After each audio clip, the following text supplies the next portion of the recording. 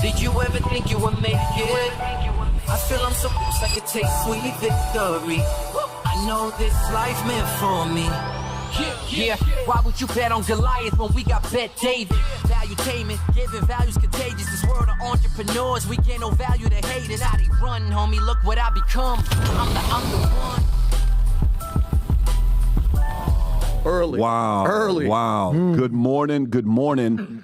Depending on where you are while you're watching this. Anyways, I feel like we haven't done a podcast to cover some of these stories. I feel like we've had 2 weeks worth of stories over the weekend. There's a lot of weird things going on. There's a bridge that just went down in Baltimore early this morning, I think 1:30 in the morning. P. Diddy is having a rough last couple days, man. And 50 Cent's been having a lot of good times on Instagram last couple days. If you want to entertain yourself, go to 50's Instagram account and just read his commentary while he's posting that. We'll talk about what happened with Diddy. Candace Owens, people are asking, Pat, do you have any thoughts after Candace Owens and Daily Wire, they broke up? It didn't, whether it's fired, stepped away, agreement. What are your thoughts on that? I haven't commented on it because I think we had Ruben on Thursday. Yep. And then it happened the next day. And we'll comment on that as well. Aside from that, we have a few other things that's going on. Trump, Truth Social, valuation, increasing his net worth, potentially $3.4 billion with a $3 billion windfall to him. We got some details on that. The civil fraud fine decreased from $450. We'll cover that as well to, I think, anyways, we'll cover the numbers so you know what happened here with Trump. And then compare it to some other people in the past on what kind of bill they had. Some people had actually ripped people off, like $50 billion worth of ripping off. A guy from New York, how much his bond was, this guy named Madoff, or another guy named SPF. What was his, with all the billions of dollars that he flat out, based on all the reports that we read, stole from investors and others? What kind of a bill did he have? We'll cover that. Aside from that, Frank Luntz points into the camera with direct warning for Letitia James.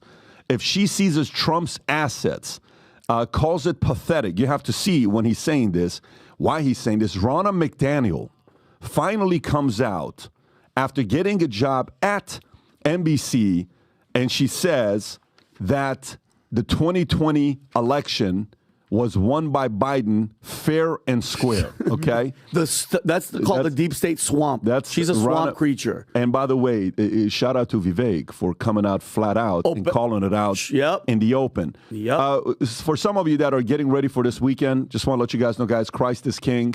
It's and I'm saying it with my friend here. We have a Old Testament, New Testament camp. He is the king. By the way, obviously, that's anti-Semitic right now. I don't know, Adam, you're right? It is. We'll talk about it. Get out of here, guys.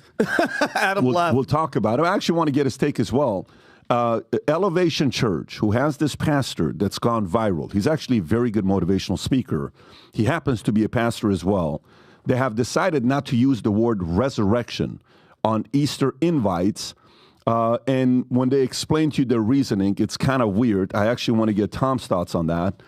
And then California unemployment rate. Ready for this, folks? I mean, you shouldn't be surprised.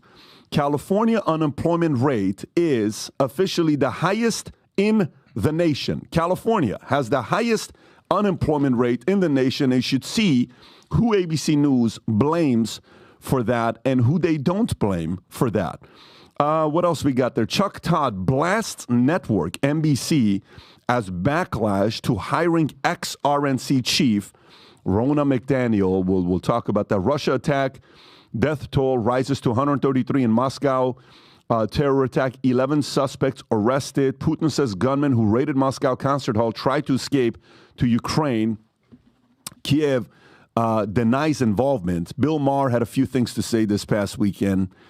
He rips government for censoring dissenting opinions about COVID-19. And then he panics over Trump's gain with young voters. Biden might lose because hot dogs cost more. And then he rips Dems for pandering to minority voters. Move on from identity politics. It is no longer working. CEO of Boeing steps down amid slew of safety concerns. Five Below fights back on theft by reducing self-checkout.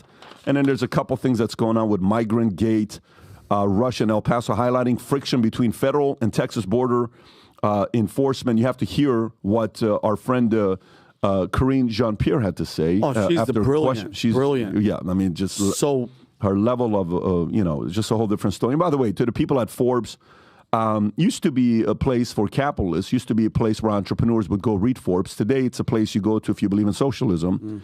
And, if you believe in illegal immigration, reduces taxes for everybody. Because here's what Forbes just wrote. They said, research shows immigrants benefit U.S. taxpayers.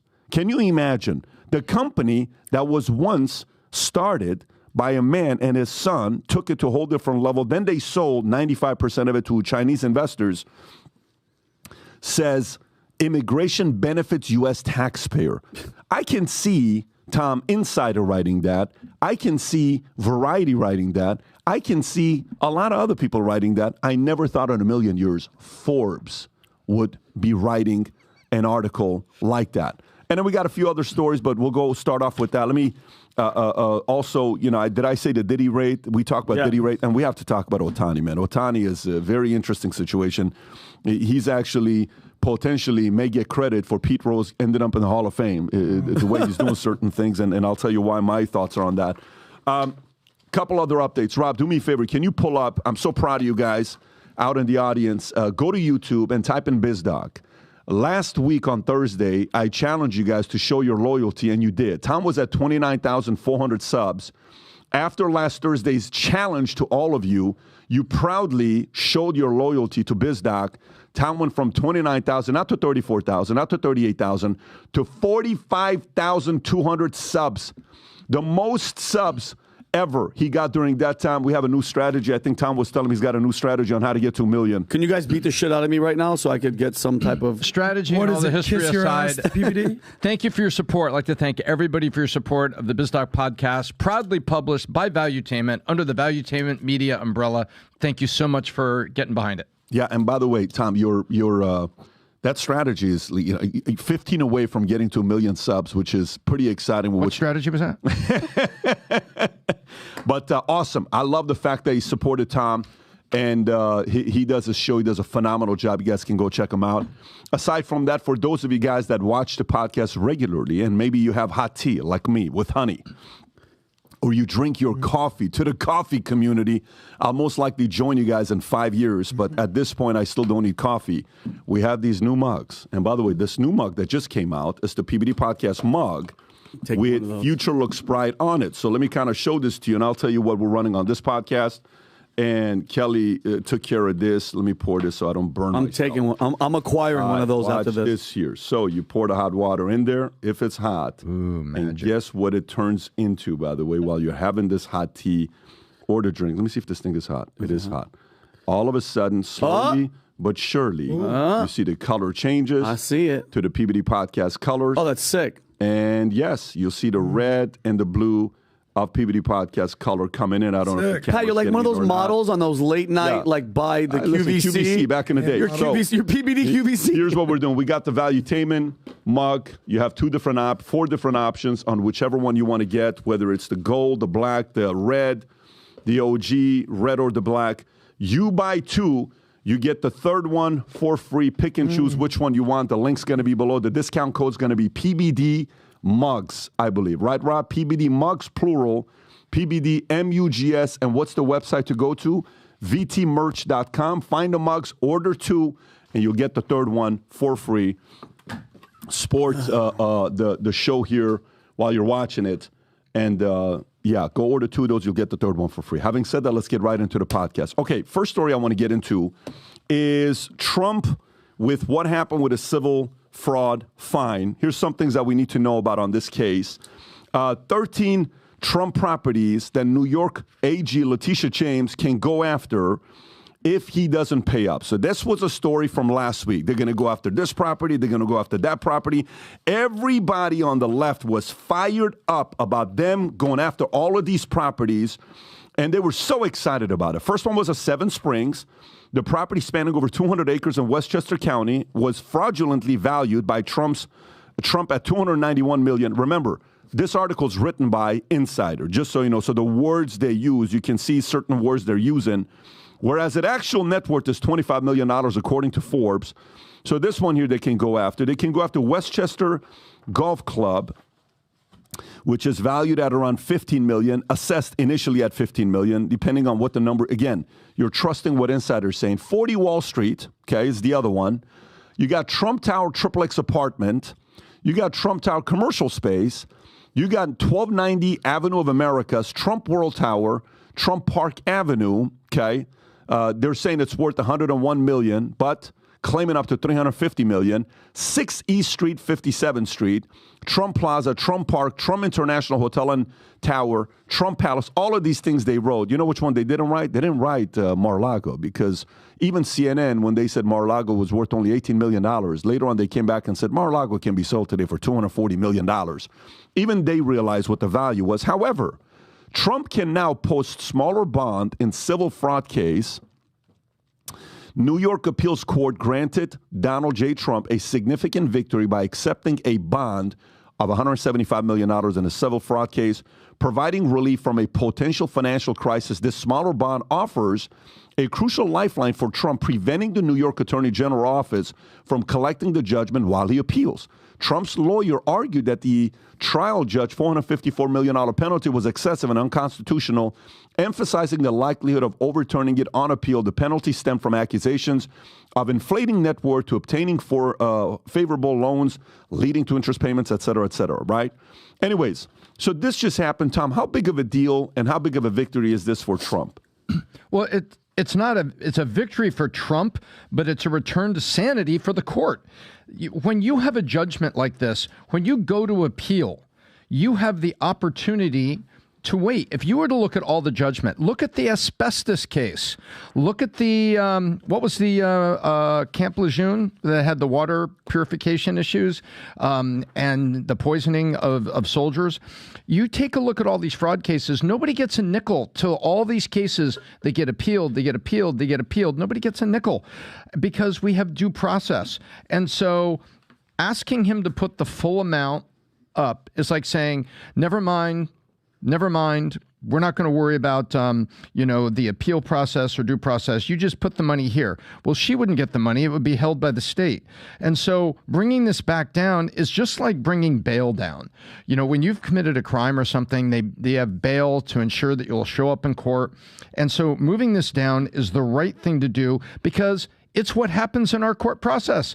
They were treating him differently. This is a return to sanity. This is the right move by the courts. And by the way, there's a lot of people not speaking into the microphone that want this to happen because other civil fraud cases and stuff, they don't want it to happen either. Yeah. By the way, do you know what was the amount of Bernie Madoff's scheme? Can you pull up what Bernie Madoff's scheme was? How much money did he scheme from people? They gave him life in prison, right? Yeah, that's a lot. Can you pull up Your how much life? He's dead now. What's the dollar? Watch this year. In 2009, the Southern District of New York charged Bernie Madoff for his $64 billion securities fraud Ponzi scheme. It was one of the most prolific financial crimes in American history. It is the most prolific financial crimes. Do you know what his bill was? Do you guys know what his bill was? No. I want you to guess what his bill was. 10%. Okay, 10% will be $6.4 billion, right? Do me a favor, go pull up. No, not that high. No, go pull up Bernie Madoff's bail amount right there. December 2008 was arrested and charged securities fraud. Madoff posted a $10 million bail in December 2008, remained under 24-hour monitoring and house arrest in the Upper East Side penthouse apartment until his guilty plea on March 12th in 2009. This guy stole $60+ billion from people in New York. Just $10 million. This is actual Ponzi, like it's actual scheme, like theft. Yeah. And it's only $10 million. Go ahead, Tom. And by the way, it was 24-hour monitoring and house arrest because you want to know why? They were scared that he might go somewhere, that there would be no extradition. Something that big for a guy that old, he's only got 20 years left. They thought he would flee the country. Is Trump going to flee the country? No. He wants to stay here and run it. He's the most recognizable now person check this out. Go to SPF. Can you go to SPF real quick? What did SPF do? SPF lost how much money? We know the number. It's $32 billion. I think it's what the number is. If you want to kind of, if you type in, he lost $32 billion overnight. That's the number. But if you zoom in, type in 32 billion, zoom in right there. FTX was valued at $32 billion. Okay. So what's his bill? Can you put up SPF's bill amount? Okay. Sam Bankman-Fried, bail amount. Yeah. $250 million. Okay. On how much money? On 32 $10 billion, $32 billion, you put 250. So now these guys actually did a crime. Yeah. Both of them. And we're flight risk. Yes. Both of them committed a crime. On the other end, everybody got paid. Appraisals were done on both ends.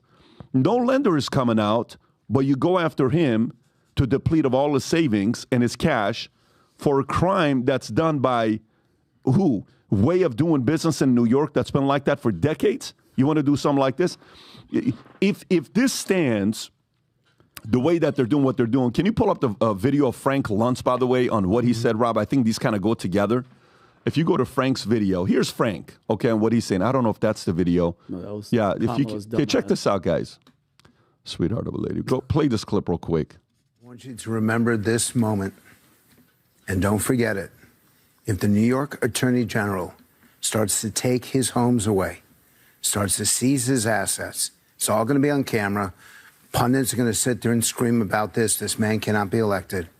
You're going to create the greatest victimhood of 2024, and you're going to elect Donald Trump. If they take his stuff, he's going to say that this is proof that the federal government and the establishment and the swamp in Washington and all the politicians across the country and the attorneys generals and all of this, that this is a conspiracy to deny him the presidency. He's going to go up in the polls just like he went up every single time they indicted him. Isn't it? It's wild. He's right. But do you agree with what he's saying? He's 100% right. And the past polls that have been going on for a year now, when Georgia, when Stormy Daniels, when all this stuff, you go after him and the polls go up. We have the evidence of that happening for the past year. And Tom, none of their tactics are working. And let's say it out loud what's happening. From 2016, they cheated with Hillary and the DNC. Didn't work. 4 years we had to hear that bullshit. And then we had to have all the impeachments, right? 2020, COVID from China, randomly, our lab, BLM, Antifa, in the streets, everything, cheating, got them out. Now, this is cheating out in the open. This is them going, hey, listen, we know he's number one. We have to take him out. They're not even hiding it anymore. And I think every time they do shit like this, and you nailed it, Tom, his numbers are going up and they're making him look out to be a freaking martyr. Adam. Period. So, like I always say, FTM, follow the money. By the way, breaking news with everything that happened with Truth Social, Trump has now doubled his net worth. Trump's net worth, I sent this to you, Rob, is now... We're going to get into that in a minute. $6.5 billion. So I know we're going to talk about Truth Social, but always follow the money. So we've always talked about how back in the day with JFK or whether it's Abraham Lincoln, it was actual assassination. Right. Lately, it's turned into character assassination. What they've realized with Donald Trump, you can't assassinate his character because he said everything in the world and beyond, yet he's still here. Mm-hmm. So now it's financial assassination, and that's how they're going after him. So Letitia James, look, I don't know much about her. Here's what I do know. 2018, she called Trump an illegitimate president. She said that. Cool. So now the election interference, it's sort of making sense. By the way, there's a whole DEI woke narrative, straight, rich, white, billionaire, patriarchy, black, female, woke agenda. There's a storyline right there. But the thing I know about Trump, Teflon Don, like this guy doesn't quit. I sent you videos of like whether you like Trump, don't like Trump, love Trump, hate Trump, there's certain things that remain to be true. This guy does not stop. Bro, have you had tea today or not? I have tea. It's fine. Where's your tea? I'm warming it up, baby. Well, where's your tea? I can't afford one of those cups. Take this tea. I'm okay. I'll be good. Drink your tea. So you're not going to kill Trump. Here's just some videos to put it in perspective. Play this one right now. If you think Trump is going away, Democrats, this is his mantra. Check this out. Never, ever quit. Never quit. And I've seen people quitting. And if they would have held out longer, they would have been successful. I've seen it so much. I've seen some of the most brilliant people in the world that never made it because they were quitters. They were just quitters. They would quit. They just couldn't take it. They couldn't whatever. Now, you have to also have flexibility, though. You can't necessarily say, I'm never giving up, and you got to be able to weave and bob. You don't have to go through a concrete wall when you can go over it or around it or under it or something. You have to have flexibility. You have to always be able to change course a little bit, but don't quit. There you go. So, whether it's 175 million now that they reduced it to versus what, the 575, whatever the number was, this pales in comparison to what Trump dealt with in the 90s. This guy owed almost $1 billion, $900 million to be exact, when the bankruptcy and the casinos and the hotels basically shut down. So he's used to this. Look at him now with Truth Social, $6.5 billion. Whether you like him or don't like him, this dude don't give up. Yeah. So anyways, we'll see what's going to happen here. And let's get into the next story that you were talking about, Truth Social. Mm-hmm. Okay, this just happened, guys. Like literally a day after they're trying to get this guy to go away, Truth Social merger throws curveball into presidential race. This is a Hill story. Former President Trump Truth Social merger deal adds a financial twist to the presidential race, aiming to close the fundraising gap with Biden, who has been significantly outraising Trump's campaign. Trump faces financial hurdles due to ongoing legal battles, including a looming deadline to post nearly $500 million for civil fraud, trial bond. Trump's leadership PAC, Save America, spent nearly $3 million in legal consulting fees. January, another $5.6 million last month. But the multi-billion-dollar merger with Digital World Acquisition Corp., where Trump is poised to be the majority shareholder, raises questions about its potential to address financial strains. The deal could potentially generate, ready, $3.5 billion for Trump, although regulatory constraints might delay its impact on Trump's financial position, as major shareholders are restricted from selling their stock for at least 6 months. Tom, how big of a deal is this? This is a huge deal. This is basically liquidity, and this is a liquidity net worth. And what I mean by that is you've got the SPAC, which is going out. And by the way, there's nothing special here. There's nothing unusual. So I can't wait for the pundits to come out and claim one way or another of what's going on. But I'll tell you, right now, Donald Trump's company, Truth Social, is going out on the stock market. It's trading today under the ticker, oh, what a surprise, DJT. Great name, by the way. Is that really the ticker? Yes. Yeah, I believe. Seriously. Rob, can you check Yes, it that? is. I believe the ticker is DJT. It is. I'm 99% sure. And 100%, Vinny. Yeah, it is. Look at that. DJ. 100%, And let's go out Vinny. here. Are we trading today? It's 9:32, so it should be, market should be open, but the SPAC may open a little bit late. Well, market cap today is $1.86 billion. Okay, and the majority shareholder, yes.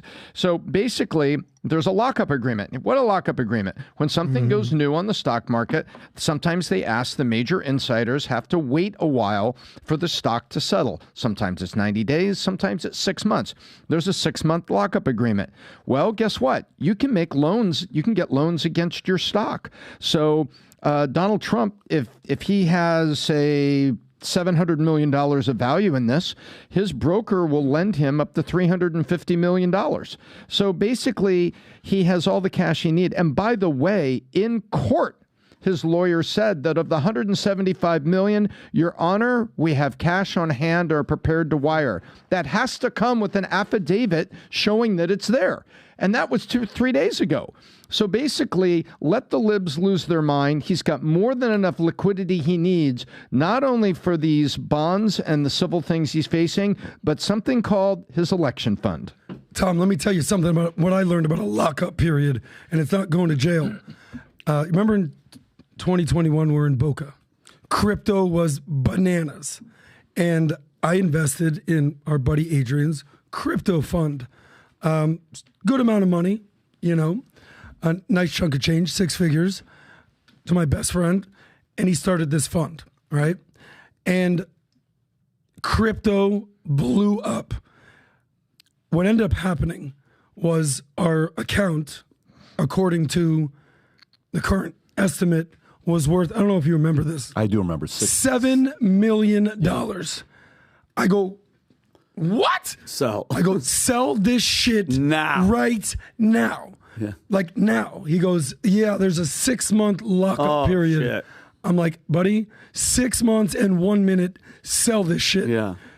6 months later, it was worth basically the same amount that I gave him as the investment. So that's when I had to live in a studio apartment with Vinny. With me. Yeah, you've been in the basement. But this lockup period, so in other words, what you're saying is, yes, who knows what this is going to be worth? There's Correct. a big difference. The difference is, over the next 6 months, let's see exactly what 6 months is, okay? Let's take 6 months from March 25th. What is 6 months from March 25th? September 25th. What's September 25th? The peak of election and interest in wanting to know what the hell is going on, and this man is still not tweeting, which means everybody's going to go to Truth Social, and Truth is going to be quoted by everybody when they say, President Trump just commented this on Truth Social. Truth Social. President Trump on Truth Social. Truth Social. Truth Social. Truth Social.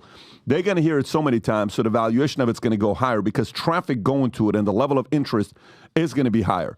Where truth is going to decrease is after the election. But between now and 6 months, it is not going to be going anywhere. They just have to find a way to get the right kind of traffic and sponsorship and money coming in, and we'll see how the market's going to react to the valuation of it, Tom. Yeah, exactly right. I mean, between now and the 6 months, and by the way, what Adam was describing, Adam, you would have been categorized as an insider. So if you had sold at that time, the reason that the lockup laws exist is so that an insider like you doesn't sell in, pops up, and then you sell out and leave the retail investors, everybody else that came along, hey, maybe I'll take a chance on this. Maybe Vinny and I will put $5,000 each in this. And then all of a sudden we see the insiders are gone and the stock drops. That's what the lockup period does. It protects the retail investors, we hope, from insiders just throwing all their stuff out there, which will also drop the price. Then for Donald Trump, right now, this is normal. He's going to get a credit line from a large bank, and the banks will be happy to give it to him at the interest rates he'll give it to him, just like he gets loans for other things. They probably won't want their name in the press, but he's going to have everything he needs to go forward. And this is, once again, he has what he needs to do what he wants to do, very much like that clip, never quit. Sometimes you go around the wall, sometimes you go under it, sometimes you go under it, and sometimes you open a new company. And sometimes you build it, Tom. Sometimes you build it. Sometimes you build it. They can't stop him. They could just slow him down, bro. I'm so happy that. And randomly, look how God works. All of a sudden, $6 billion. Good. Good. And then, I got to give Biden credit. Don't ever say that again on this freaking podcast. All right, relax, extremist. He actually came up with a great nickname for Trump. Trump, Little Marco, Sleepy Jet, all that. Yeah. Biden called him Broke Don. Pretty cool. All right, that's a good nickname to go with if you're actually owing $500 million. But when your net worth doubles after Truth Social goes public, now you're rich. Let me tell you. I can't wait. Let me tell you. The more I was thinking about the strategy here on what it would be, it's purely to put him in a corner. Like, go to the dark strategy. Okay, darkest. Think about your opponent is the darkest, most envious human beings of all time, because that's what it is in politics. You're dealing with the darkest. Why is that? Because see, in the world of business, there is numbers and there's leaders bulletin, meaning how many customers did you sell Starbucks? This many. How much profit did you bring? This much. How many employees do you have? This much. What was your top line revenue? This much. Okay, based on that, you're worth $4 billion. Good for you. How many employees does Starbucks have? Can you pull up, or Rob? I think they have 240,000 employees worldwide. Wow. It's either 240 or 420. It's one of those two. Show Starbucks total employees, right? What is the number? 240. Okay. Nice. It's now, so 390 to 200, which 200 companies company ever compared to 248. Okay, so they've gone up. So they're at 391,000 employees worldwide. Who gets credit for that? Founder, Howard Schultz. Yeah. It's hard to do. Guess what? It's real data. The reason why he has 391,000 employees is because he has more money coming in that he can employ those types of people. All right. In the world of business, founders start a business super hard. Guy today on Manect is asking me a question. He's talking about, well, my dad doesn't listen to me, and I'm really trying to get my dad to listen, and I know he started the business. So let me put it to you this way. There's a difference between being a founder and there's a difference between being a CEO. A founder goes through different kind of pains that a CEO goes through. Your father sacrificed everything to make this business work, right? Okay. Now going to politics. Politicians are filled with envious people. Why is that? Because in politics, if they made it in business, they would have been easily validated as somebody that's super successful, right? It's validated.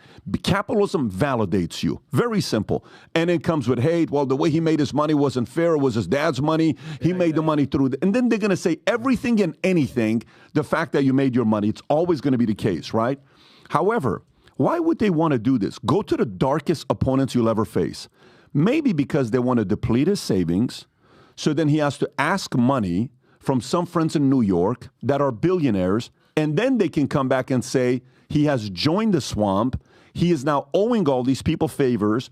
Trump is now owned. He's officially a swamp guy. He officially has to do everything they tell him to do. So that whole brand that I'm doing everything with my own money for the campaign, that brand goes away.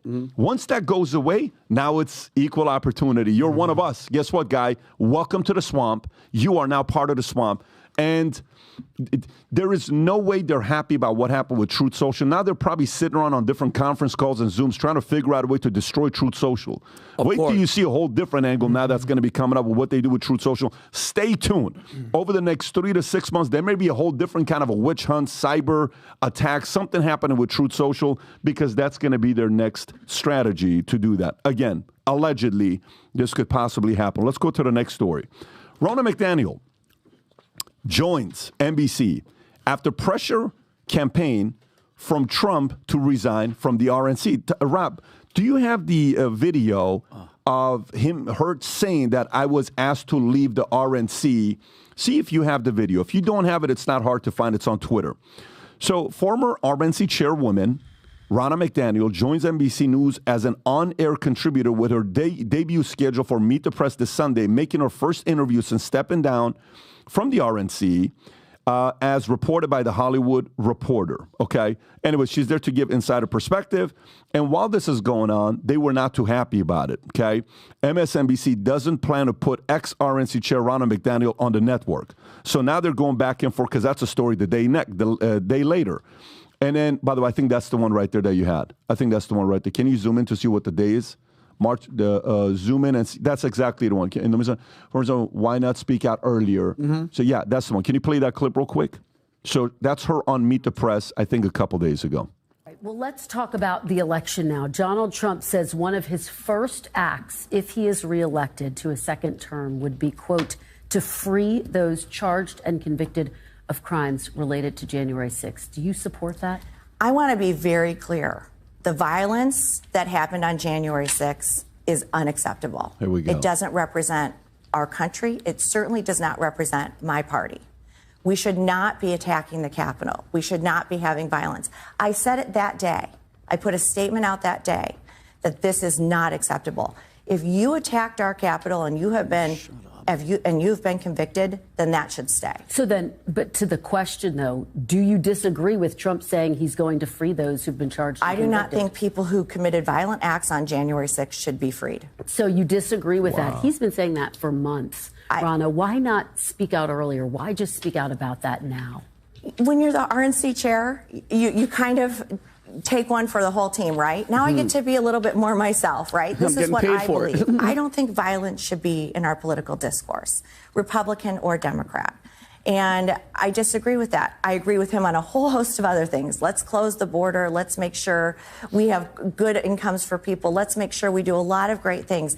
But on that point, I don't think we should be freeing people who violently attacked Capitol Hill police officers and attack the Capitol. And by the way, do you have the clip, Rob, of her saying, that Biden won it fair and square, because there's another clip with her. This interview continues with her saying a bunch of different things. And then Chuck Todd loses his mind. Yeah, and then we'll go to that one. His brain almost comes out. Watch this one here, folks. Watch this one here. Stop you because you just said Joe Biden's a legitimately elected president. This is the first time you have said this. It's not. I have said it many times. Well, this is what you said a year ago to Chris Wallace. I want to play you what you said. Are you saying, as the chair of the Republican Party, that you still have questions as to whether or not Joe Biden was the duly elected president? Joe Biden's the president. No, I didn't ask you whether he's the president. No, I don't think that. I think Do there you were think lots of problems. he won the election? I think there were lots of problems with 2020. Do you think he won the election? Pardon? But ultimately, he won the election. But there were lots of problems with the 2020 election. 100%. And that's fair. But I don't think he won it fair. I don't. I'm not going to say that. So you didn't say. Yeah. Weird. He didn't win. Wait, guys, I can't hear this. Go back. I want to see what she's saying. Go back. There you go. Won it fair at that point. Can you say, as you sit here today, did Joe Biden win the election fair and square? He won. He's the legitimate Did he win president. Fair and square? Fair and square, he won. It's certified. It's done. So when you do that, here's what happens when you do something like that. You know how much it costs for her to say that? You know what her salary is? with NBC? Can you pull up what her salary is? Well, she just signed, she actually signed what they're offering. I mean, obviously, the number is give or take. For $300,000, Ronna McDaniel will flip for you and change your opinion. That's all she's being paid? That's all she's being paid for $300,000. What a you know what she needs to watch? She needs to watch the movie Scent of a Woman. And she needs to go watch the speech all the way at the end, okay? And hear what Colonel, what's his name? Colonel Frank Luntz. What he says at the end, and see what the other kids or the son of the other guy, what he was, you could buy him off and all this stuff. And the school you can buy him out, but you couldn't buy out. Yeah. But not a bear man, right? When he goes, but Charlie wasn't selling. But Charlie wasn't selling. He goes, he was offered him. And George sitting in Big Daddy's pocket. That's right. Yeah. But guess who was selling? Ronna McDaniel was for sale. $300,000. And you're saying it with a straight look on your face that there wasn't. So let me ask you this question. That whole story of New York Post that was going viral with Hunter Biden, that Twitter files came out and revealed based on what Taibbi and Barry Weiss wrote with Elon Musk and releasing all of that stuff and saying that, they were in communication with the FBI and everybody, don't release that. You don't think that would have flipped the vote? You know how many people said they would have voted in a different way? You don't think? Now, she may, if you want to categorize and isolate each issue and say, look, was there voter mail-in drop, all that stuff? Okay, maybe isolate that. Okay, you can say yes or no. Maybe you can sit them, but to say there was none with Twitter after the files came out and after 50 intelligence agents coming out and saying there is 100% nothing going on with that laptop, and they fooled America into voting for that guy, you can sit there with a straight look on your face and say no? You lost credibility. And by the way, just so you know, Ronna McDaniel, just so you know this, so not only did you lose, you had some, but now you lost credibility with the party that you were the chairwoman for. But guess what they're thinking about you at NBC? That you'll flip again if Fox gives you $500,000, you go throw NBC under the bus. Your first sale is what it is. Can you play how Chuck Todd reacts to this, Rob? If you don't mind, go play the Chuck Todd clip and see what his reaction was for this. Play this clip here. Watch this, folks. Dive right in. What were your takeaways? Look, let me deal with the elephant in the room. Yeah. I think our bosses owe you an apology. Wow. For putting you in this situation. Because I don't know what to believe. She is now a paid contributor by NBC News. So I have no idea whether any answer she gave to you was because she didn't want to mess up her contract. She wants us to believe that she was speaking for the RNC when the RNC was paying for her. So she has credibility issues that she still has to deal with. Yeah. Is she speaking for herself or is she speaking on behalf of who's paying her? Once at the RNC, she did say that, hey, I'm speaking for the party. I get that. That's part of the job. So what about here? I will say this. I think your interview did a good job of exposing, I think, many of the contradictions. And look, there's a reason why there's a lot of journalists at NBC News uncomfortable with this, because many of our professional dealings with the RNC over the last 6 years have been met with gaslighting, have been met with character assassination. So it is... you can pause it, bro. You just cross the line with character assassination, bro. You guys are like... He's talking shit. Yeah, by the way, what a shill. But by the way, he makes a good point. No, he does make a good point, like not to trust her. Oh, yeah, 100%, because, well, first of all, but Ronna McDaniel, this just goes to show you, like, what Trump has had to and go to deal with. This is the head of the RNC. This is her character. By the way, this didn't happen overnight.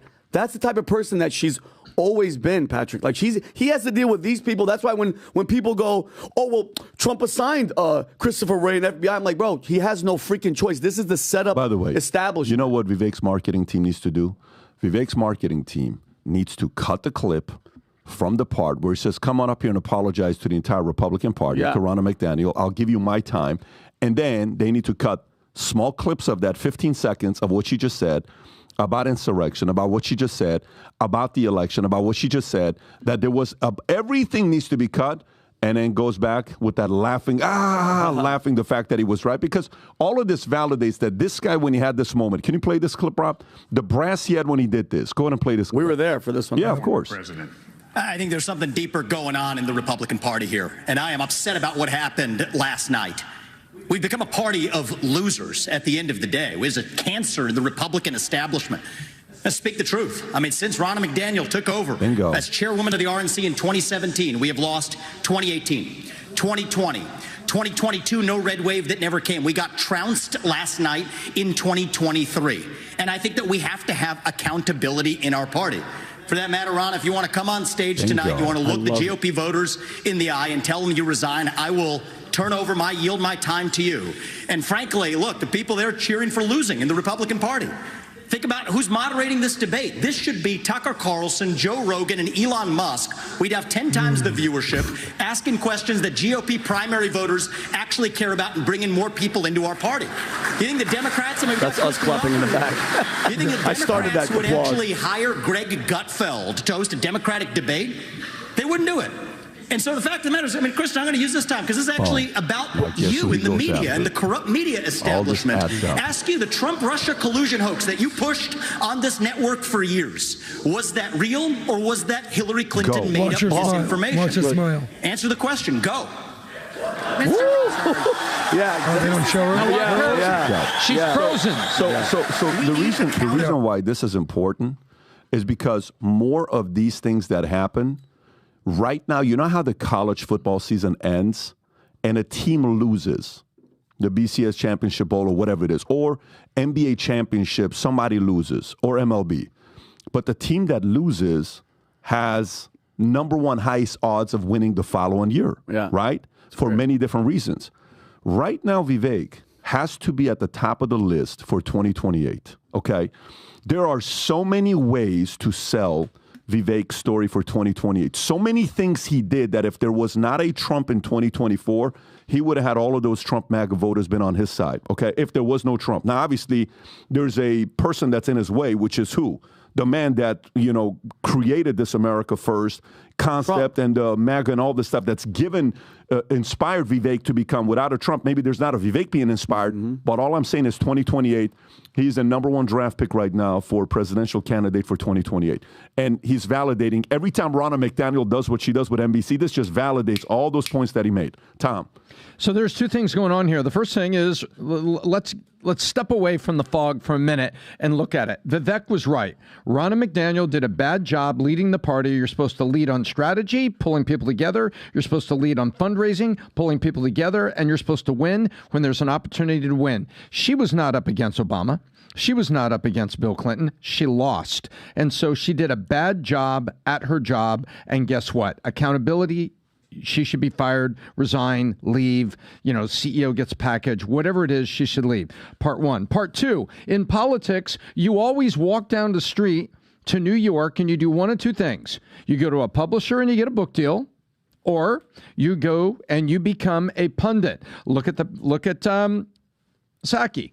She got her show. All these people, there's a path. You don't have to go hacking through the jungle. There's a well-worn path to go to New York and get your book deal or get on media. And now she goes on media and NBC. Now, let's think about it. Why did the bosses at NBC put her on the media? Because that's what they're supposed to do. They're supposed to see if they can bring voters. So they're like, hey, she's conservative, way over here on the left. Backstory. Ad rates down, viewership down, NBC News, MSNBC News, ratings suck, S-U-C-K suck. So the bosses are trying to do something, next innovative campaign, to see if maybe they could bring somebody on that'll bring some lightning, bring some viewership. Instead, they had what's called organ rejection. Pat can tell you, if you hire the wrong person into the wrong culture, into your organization, it's catastrophic. And your organization, despite what you say, I'm hiring this new VP of sales, and he's coming in here, she's coming in here, we're going to take him. If the organization is the wrong culture, it's like organ rejection. They are going to reject, and that person will soon be gone. And that's what's happened here, because NBC is the journalist, and I can't believe Chuck Todd uses that word. He should go look it up through the dictionary used by Walter Cronkite. He's wrong.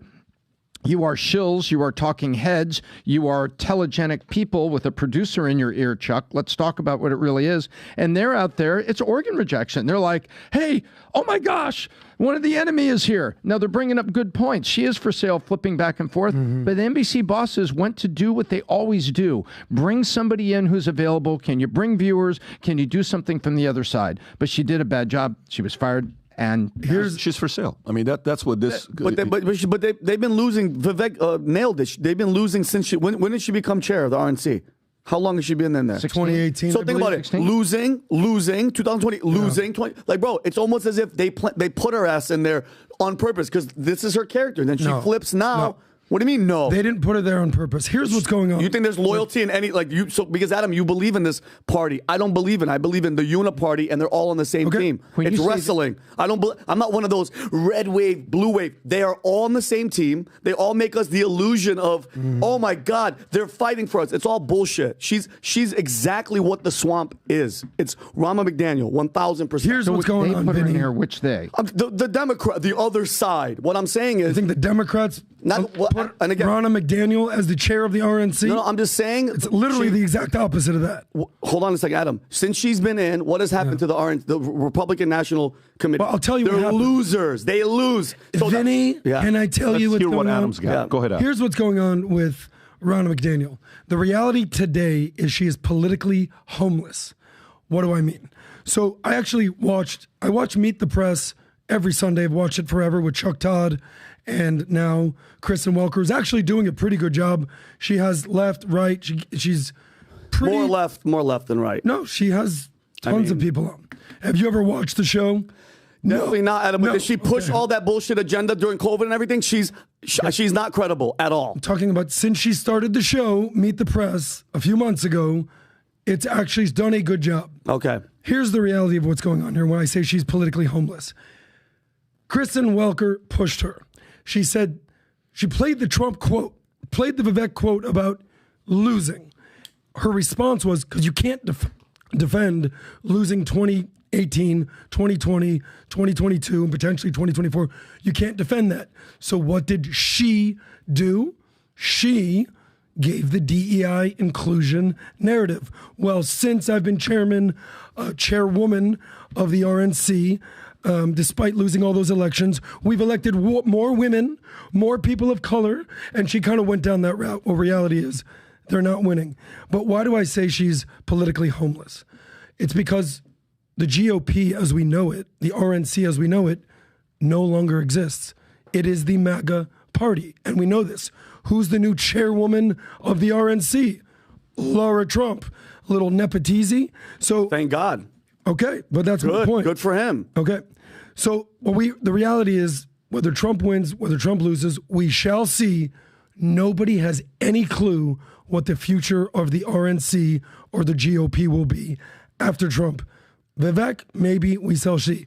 But we all know Ronna McDaniel's maiden name, and it is Romney. Yeah. She's as establishment as it gets. Yeah. The reality is in the RNC, whether you're Romney, whether you're Cheney, whether you're Pence, you don't exist anymore in the party. We played the clip of Vivek at the debate in Miami. Well, Tom and I were there at the debate in California with PBD as well. It was completely the opposite. Shit show. Yeah. Tom, absolute shit show. California? Arguing crazy. California was low energy, poorly assembled, bad. So it was such a shit show. We could literally walk on stage and say hi to the candidates. We did. You slapped Pence in his ass. I went up to Mike Pence and I was like, hey, great job, VP Pence. I think you're going to win this thing. You got this. After we stepped on the edge of the stage, I did a video. He's like, thank you, thank you. He's like, Ronna McDaniel, how are you? I turn around, I put the camera around. What's your point? I'm like, this guy's got no chance. The point that I'm getting at is the establishment is gone from the Republican Party.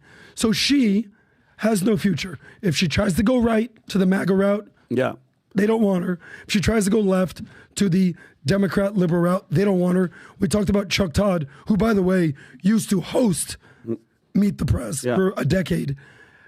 Joe Scarborough, who has the biggest show on MSNBC, Mika Brzezinski, he's like, I would never have her on my show, condemning the hell out of this. Who was her father, Adam? Who'd you say? McDonald? She's a Romney. Romney. And not her father. Family member. Where does that guy stand? That's her family, though, right? Where does he stand? He's anti-Trump. He's 100% establishment. So what I'm saying is she's the perfect person to put into the RNC to make the RNC lose every single time. By the way, You know who falls in that category? Kinzinger. Mm-hmm. You know, you got Walsh. What's his name? Joe Walsh. We had him on, and it was actually, super entertaining. You're a Democrat. He's part of a. I'll get out of here right now. There's quite a few people that are part of that group that can't handle working with a guy like Trump. They just can't handle working. So immediately they go to the other side as if finding a way to get under, the anti-establishment community skin. But what you do is you're permanently, your credit score, imagine your credit score goes from 820 overnight to 450 with that community. It's done. You're finished. It's done. Yeah. And it's not 450 for a year and you recover and fix your credit in 3 years. Your credit score stays 450 for the rest of your life in politics. That's exactly what happened. But here's... And it's not... And by the way, you're making a very good point that she doesn't have a party today and all this other stuff. But if anybody was on the inside that could give her feedback on strategy, this was probably the worst move she could make. But there's one thing that could be a slippery slope downside. Because if you're part of the Republican Party, now known as the MAGA Party, unfortunately, if you don't fully embrace that the election was stolen and you don't fully embrace that January 6th was just a peaceful protest, you're no longer part of the party. So there needs to be a home and a big tent within the Republican Party that says, yes, we might differ on some of these things. She had to basically bend the knee and say that Joe Biden is the president. By the way, breaking news, guys, he is. But I think it's a little scary and dicey that the Republican Party will now castrate or kick out anybody that doesn't fully embrace election denialism. That's hard to do, and I will tell you why it's hard to do. Mm-hmm. This has got nothing to do with MAGA, anti-MAGA, anything like that. This has got to do with, do you know how to read the Twitter files showing that a story, the U.S. government contacted Twitter to say, take the story from New York Post down, the oldest paper in America, take it down, it's not true. And 50 intelligence agents signed to say this is all a fraud. 3 years later, we find out it is, and Hunter Biden says, I want to do this public because I want the world to see that you guys are full of shit. And then he has the court last week. Guess what seat is the only one missing with his name tag sitting there? His. You have a very hard time convincing that community to say, no, that didn't affect the flipping election after 67%, whatever the number was that came out saying, I would have voted differently if I knew that story was right and the intelligence officers wouldn't have come out and said there was nothing there. Yeah, it's kind of hard for people that are able to reason and think for themselves and research for themselves. You're fully right. I'm giving you zero pushback. By the way, when did Elon Musk and the Twitter files come out? Give me the date on that. 3 years. October 22. Okay. So the point that I'm getting at is you're absolutely right. Zero pushback. Twitter files. There's something shady going on with the New York Post. Yeah. However, that has nothing to do with the actual there's ballots. Nothing shady with the Post. Thomas. The Post published an article and they were told to spike it. But can I finish my point I have to say before the old man yells at the sky? Really? Finish your point. Here we go again. It's been 20 minutes to get to a point. I'm waiting with thirsty ears, dude. Can we put Tom to bed soon, guys? This has nothing to do with what actually happened in the election in Georgia, in Pennsylvania, in Wisconsin, in Michigan. If any of those court cases held any water and won any of those cases, this would be an entirely different conversation. Fully agree with the Twitter thing, but you lost every single court case. But you can't say that because because what he said is actual. He didn't lose every court case. You're not Adam, let me finish. He said. I'm imitating Tom right now. Adam, that's fine. I'm imitating Tom. But listen, what he's saying that is cheating. Hold on. What he's saying with the agencies, with 81 FBI agents working, having an office at Twitter, is cheating. Stopping stories is cheating. And I said that I agreed with that. And hold on. So tell me about the court cases. Ready for this for court? Tell me about the court cases. If anything, they didn't win one. If you think I'm going to hold on, if you think I'm going to trust the courts, look what the hell's happening in New York with that piece of shit and Letitia James. I don't trust any court If they could do that shit to him right now, when people go, well, in the courts they won. They bought and sold the courts a long time ago. I don't trust anything about the judicial What do you mean system. the courts? Every court in America? You don't trust anything? Hold on. Zero? I don't trust. Even in Georgia, guess what? with a Republican governor? I don't trust the judicial by the system. way, if we take, again, Adam, if we take it based on what you're saying, yes, which is the argument to be made, okay, yeah. So they need to prove that point. But the argument, it stops at Twitter with Twitter files. That's where the argument, we don't even need to go to the next step, because that one story, when Chris, what's his name? Comey, is that his name? Chris, what was the director? Comey. Jim Comey? Jim Comey. Jim Comey got fired. James Comey. James Comey. Yeah. When James Comey came out and he said what he said about Hillary Clinton's emails. Wow, shocking. Couple weeks before that. Yes. Lost her the election. Okay, so yes. You want to... Sorry, sir. Yeah, lost her the election, right? Yes. Okay. When did New York Post share the story about Hunter Biden laptop? Pretty much around the same time as when You're right. it happened with Comey. But the difference was they asked Twitter to take it down.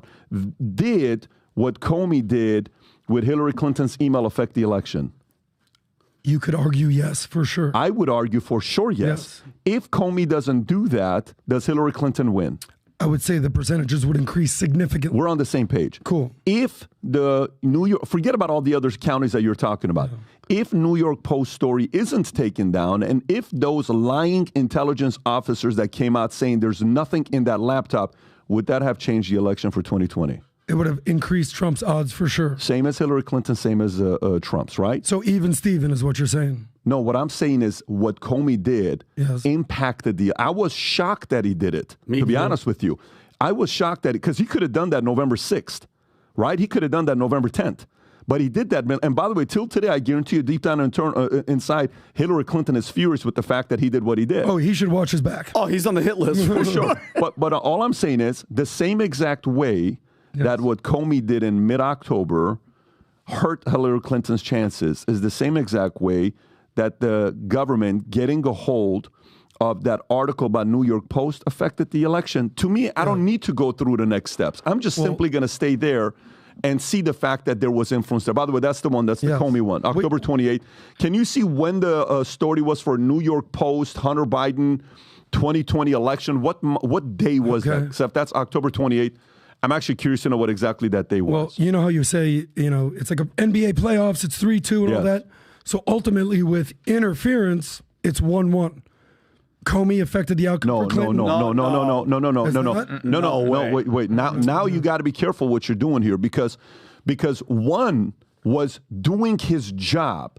Yeah. Comey did his job. Exposing the truth. And actually said what happened. Love him or hate him, guess what? Even the folks who voted for Trump. If Comey doesn't do that, Hillary Clinton would have been your president. So as much as you guys give Comey hate, if he would have waited 10 days, Hillary Clinton would have been a two-term president. Just so you know that. Very high likely that happens. Right. So he did his job. But on the other side, that's called fraud. Cheating. That's called election interference for the U.S. government agencies to contact Twitter in an email saying, take the story down, and then 50 intelligence officers signing their name permanently. Those guys, as a last name, is in disgrace to have a lie like that you affected what happened, and you destroyed the country being divided the way that you did because you played games. Comey, love him or hate him, he did his job. The other ones, manipulative, deceptive, and they caused the election to flip. That's the argument. I'm not going to the court. The court stuff, great, it is what it is. I'm going straight there. For me, the buck stops right there. If we know that happened and you agree that that was gamesmanship and manipulation and you've read the Twitter files, the rest of it is irrelevant to me. That's where I stand with that. But anyways, go ahead. I'll give you the final thoughts before we move on from the story. I'm with you guys on the Twitter stuff. Ugly, sloppy, disgusting. But here's what I can guarantee on November 5th.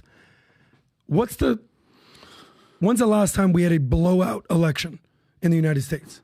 Reagan, blowout. 49 out of 50. Reagan Carter. So as long as we've pretty much been alive, as long as we've pretty much been alive, Tom, you were already probably 25, 30 at that time.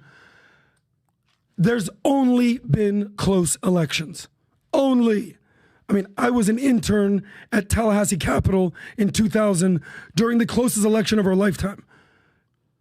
Whatever party doesn't win big, I guarantee you, this time around, Trump for sure. Like, what are the chances if Trump loses, actually loses? He says, yeah, I lost fair and square. I'm out of here, guys. 0.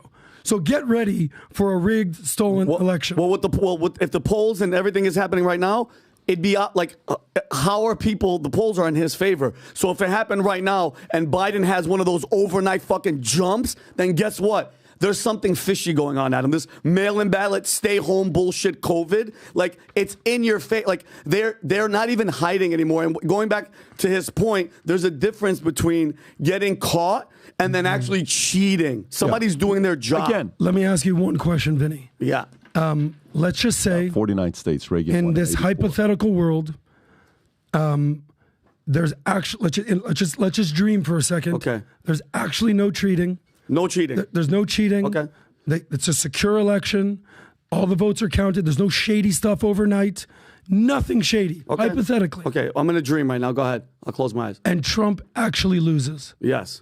Does MAGA, actually say that Joe Biden won the election? If we're in a dream and make believe land, of course, Adam, because we're dreaming. But I don't dream. I'm awake. Okay. And in reality, Adam, they have been cheating since he mentioned out of his mouth, "I want to run for president." There's no more. Okay. There's no more. Hold on. There's no more Russia. It's out in front of your face. So, and now the people are you guys are finally waking up. Not the cool people, the dumb sheep are finally waking up, and it's getting worse, and it's getting worse, and he's getting more popular. So if it does come down to an Adam, and something crazy happens where they keep us from voting, you know what I mean? If you ever watch House of Cards, some crazy terrorist attack happened to keep everybody, then guess what it is? But if we were dreaming, Adam, I mean, you were on a cloud, and I'd be like, yeah, 100%. Okay, so let's just go for reality in a second. Well, now we're coming back to real life.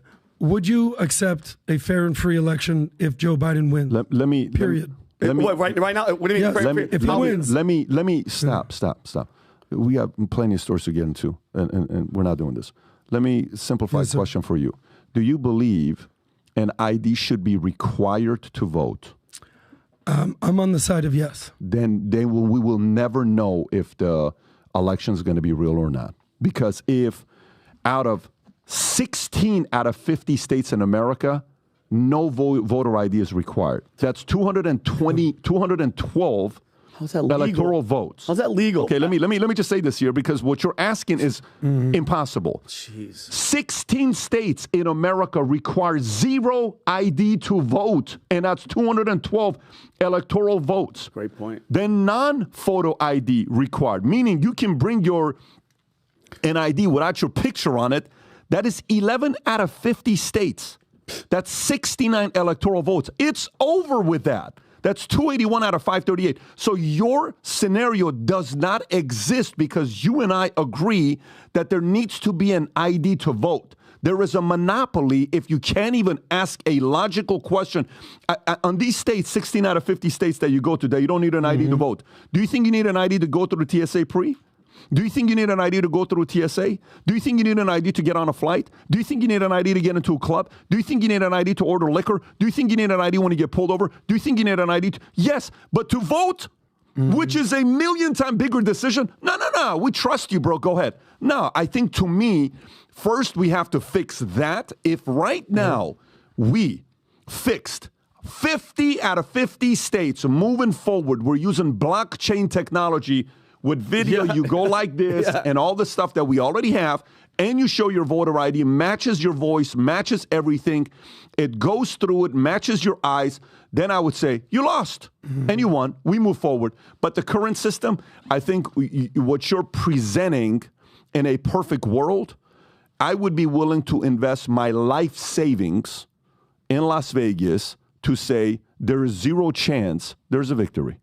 0. Because there's no way in the world you would actually want an idea to be no voter ID required. You would agree to have a policy like that in a state, and you have a lot of common sense in this area. You can actually sit there and have common sense and say, yeah, it doesn't make sense that 27 out of 50 states in America don't require a photo ID to vote. That makes no logical sense to you. Yes or no? Again, I'm on the side of show your ID. Show your ID when you go to a bar. Show your ID when you go to cigarettes. Show your ID to vote. I will give you a little caveat. The states that don't require an ID, do you think they're red or blue? Red?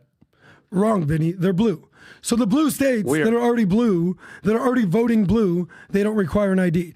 So they're not flipping states. Now, if Michigan, Wisconsin, Pennsylvania, Arizona, Georgia didn't require an ID, I'll be like, hell yeah, we got a problem here. What do you so think there is some issues. What do you think those guys do?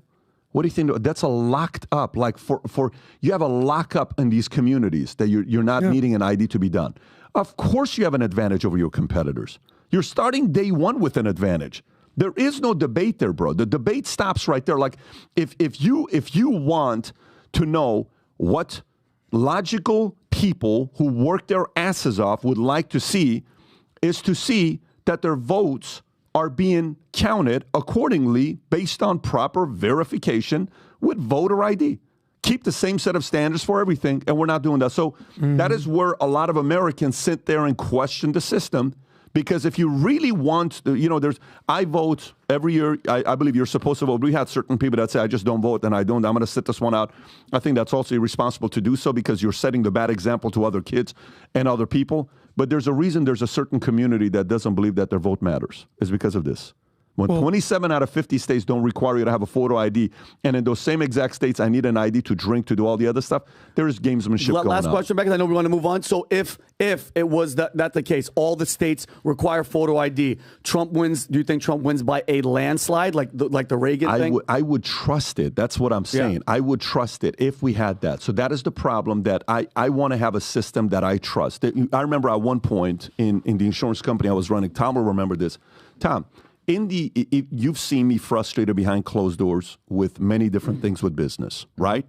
There is camera, there's frustration. Most of the time, our job is not to reveal whatever the frustration is. My dad once told me when him and my mom would fight, he would say, never fight in front of the kids because, you and I need to fight privately. Some people want to fight publicly about real issues. You can fight about silly, like stuff that we're doing right now. Nothing wrong with this. We're having conversations and debate, which is what America needs. But you have certain issues behind closed doors, stays between the two of you guys, right? What's the one thing, if you've ever seen me be furious about, and Jennifer would agree with this, Maral would agree with this, Tikram would agree with this, Mario would agree with this, Alexis would agree with this. What do you think the one thing is? Dishonesty and basically fraud or manipulation. Okay, so that's what people do. But I'm talking about internally where we could have controlled something that was frustrating. Self-inflicted wounds. Meaning with data. Do you remember Leaders Bulletin back 8 years ago, whatever the time? You should remember this vividly, right? Because self-inflicted wound, like you fail to audit your own report, you put out a report and it shoots yourself in the foot. Yeah. It's just so meaning when I can't look at the Leaders Bulletin and it's not 99% accurate, what do you trust when you're voting? You don't, right? So we invested $10 million in a software, so this goes away. You're never going to get 100%, but you want 99.9% accuracy because you're dealing with technology, right? And the more and more and more you increase it from 95% to 98% to 99% to 99.9%, and then sometimes there's crashes, all this other stuff that happens. If we don't have a system and a software that you watch and you see who wins and who doesn't win, then a person doesn't trust that system.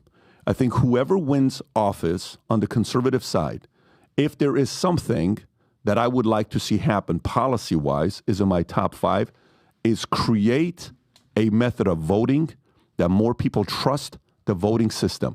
We have plenty of technology and concepts in other countries being done that we can also apply here. But why are some people not interested in that? Maybe because it kind of hurts them a little bit.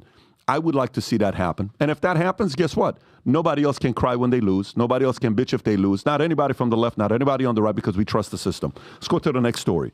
DeSantis did something very interesting, and I want to get your take on this, Tom, specifically you as well, and see what your thoughts on this. So Florida passes law banning social media for minors under the age of 14, okay? The story comes out, I believe, Rob, yesterday, if I'm not mistaken, right? And here's what the story tells. Ron DeSantis signed legislation Monday that prohibits people under the age of 14 from having social media accounts regardless of parental consent, one of the most restrictive laws aimed at curbing social media access for minors. Under the new law, social media companies are required to close accounts believed to be used by minors under the age of 14. The platforms must also cancel accounts at the request of parents or minors, and all information from the accounts must be deleted. The law is set to take effect on January 1st, 2025. Minors who are 14 or 15 years old can obtain a social media account with parental consent. According to the new law, accounts already belonging to teens of that age must be deleted if a parent or guardian hasn't consented. Tom, thoughts on this? This is a very good law. We have the data, but you know what? The tech sector doesn't want to look at it. We have data on young girls and depression that is directly related to social media. We have data on sexting and bullying of underage kids. We have data of trafficking and predators that are coming out to prey on these impressionable kids that are looking for validation, looking for someone to like them. And so now what we're saying is, hey, we're not just going to, what if you're a single mom? What if you're really busy? What if you just didn't know? Nope. We're giving you some support. And the support we're giving you is the law, and the requirements are in there, is that they can't have an account and they can't be doing this. And kids are going to say, but I want it, but I want it, but I want it. Well, look, when I was 17, in Florida at the time, I wanted to be able to drink, but I couldn't. It wasn't legal. I couldn't go to any places. And they changed the age to 19, finally to 21. So sometimes what the law is there because what you want, it's good for you not to get it. So and is there anything about it, Tom, that you're uncomfortable with?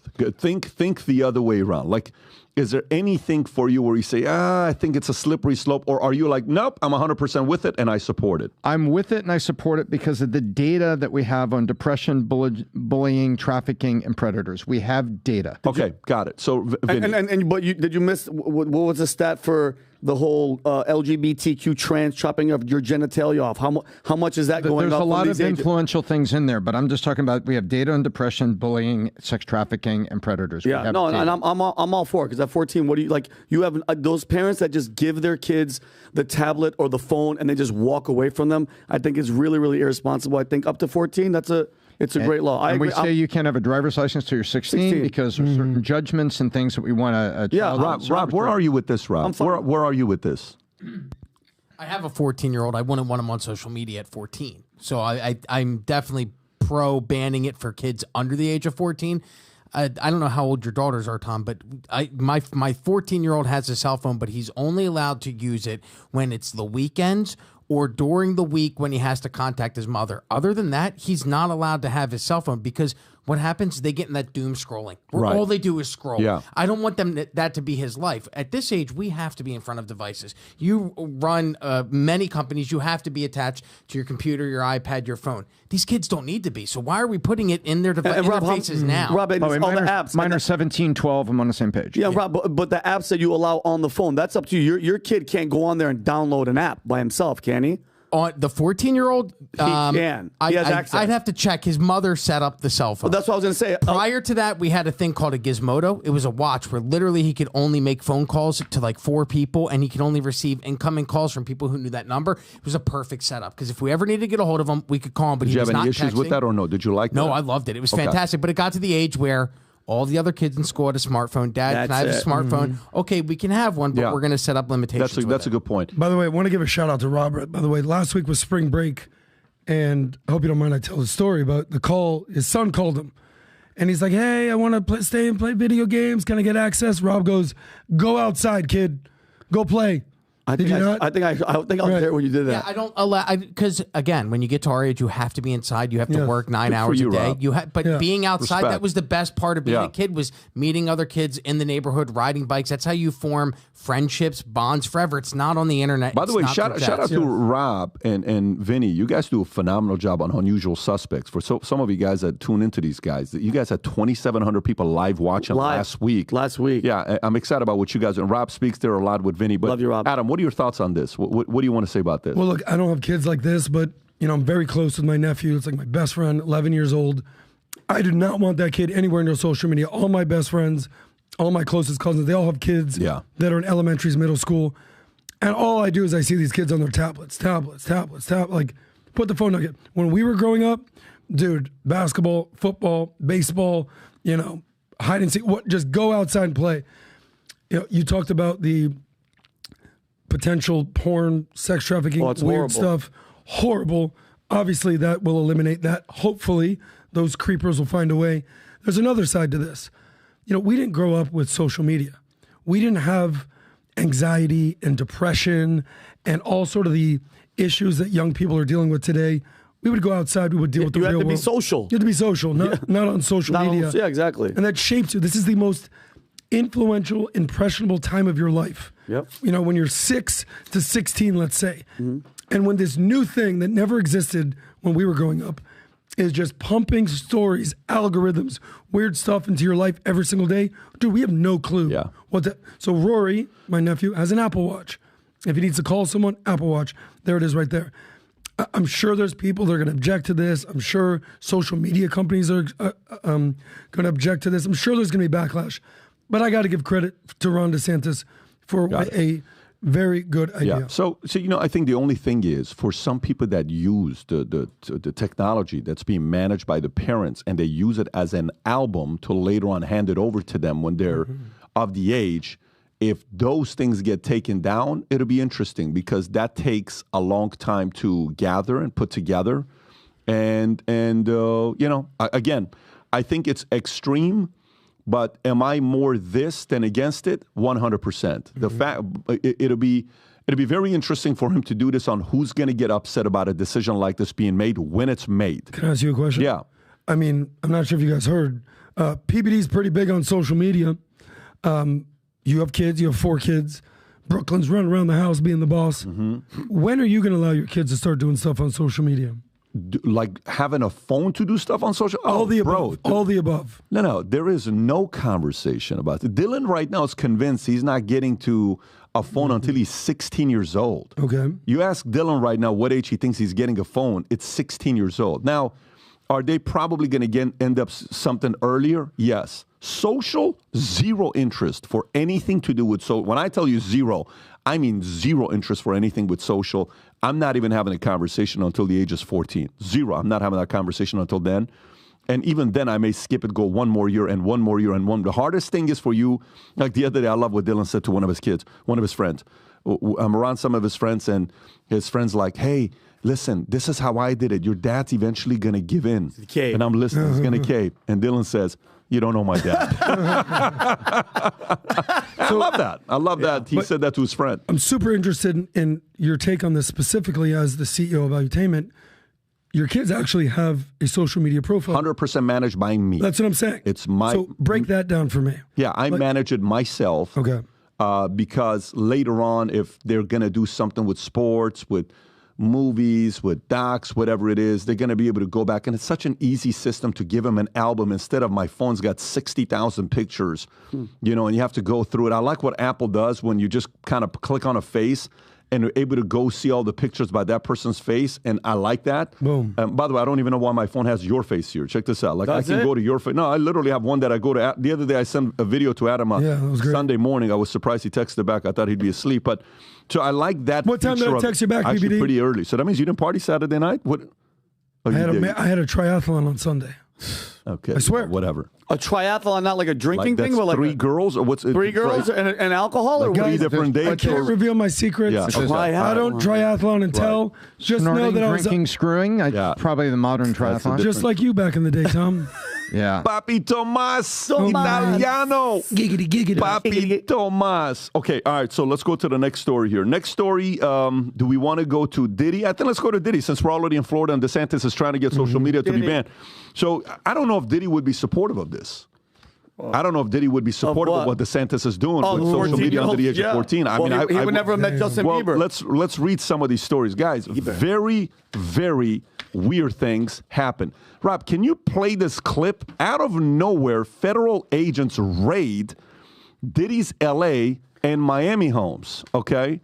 The searches are part of an ongoing New York criminal investigation into the entertainment industry insider regarding allegations of sex trafficking. In an official statement, Homeland Security investigation said it executed law enforcement actions as part of an ongoing investigation with assistance from HSI Los Angeles, HSI Miami, and our local law enforcement partners. This follows from a series of lawsuits from women allegedly that Diddy abused them. Diddy wielded tremendous influence in the entertainment business during the 1990s and 2000s, and all the victims claim he abused his power towards sadistic ends, including violence, rape, and emotional manipulation. In February, a music producer alleged in a lawsuit that Combs coerced her into having sex with prostitutes. And by the way, if you got the video, just to show the video, and then I'll tell you what they found with his there's a bunch of things going on with this. Play this clip.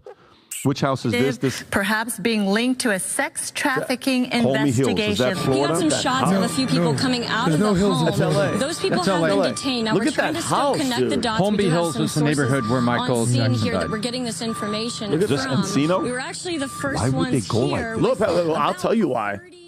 Law enforcement vehicles, at least. There are 3 Bearcats. Two of his sons. Two of his sons. Two of his sons too. Really? Yeah, 2 of his sons got jacked up. Before the crime That's him. That's his son. So we're just down Why are they doing that to his son, though? I mean, and well, think about it. Helicopter. These guys, all the reporters are there before this happened. This is a whole. There's a lot of weird stuff happening. So the reporters were there before. She even said it. She knew what was going on. They all know. They all know what's happening. But I'll let you finish. All right, let me. Because I have a couple of takes on. Give me permission to read this next story, and then sorry. I'll come to you. Let me do this. Yell at me, Pat. No, you need 15,000 subs. Well, Vinny, stop interrupting. Hey, guys, he hurt me. Next. Unusual suspects. Okay, video footage. I would never interrupt PBD on the Soscast. Never.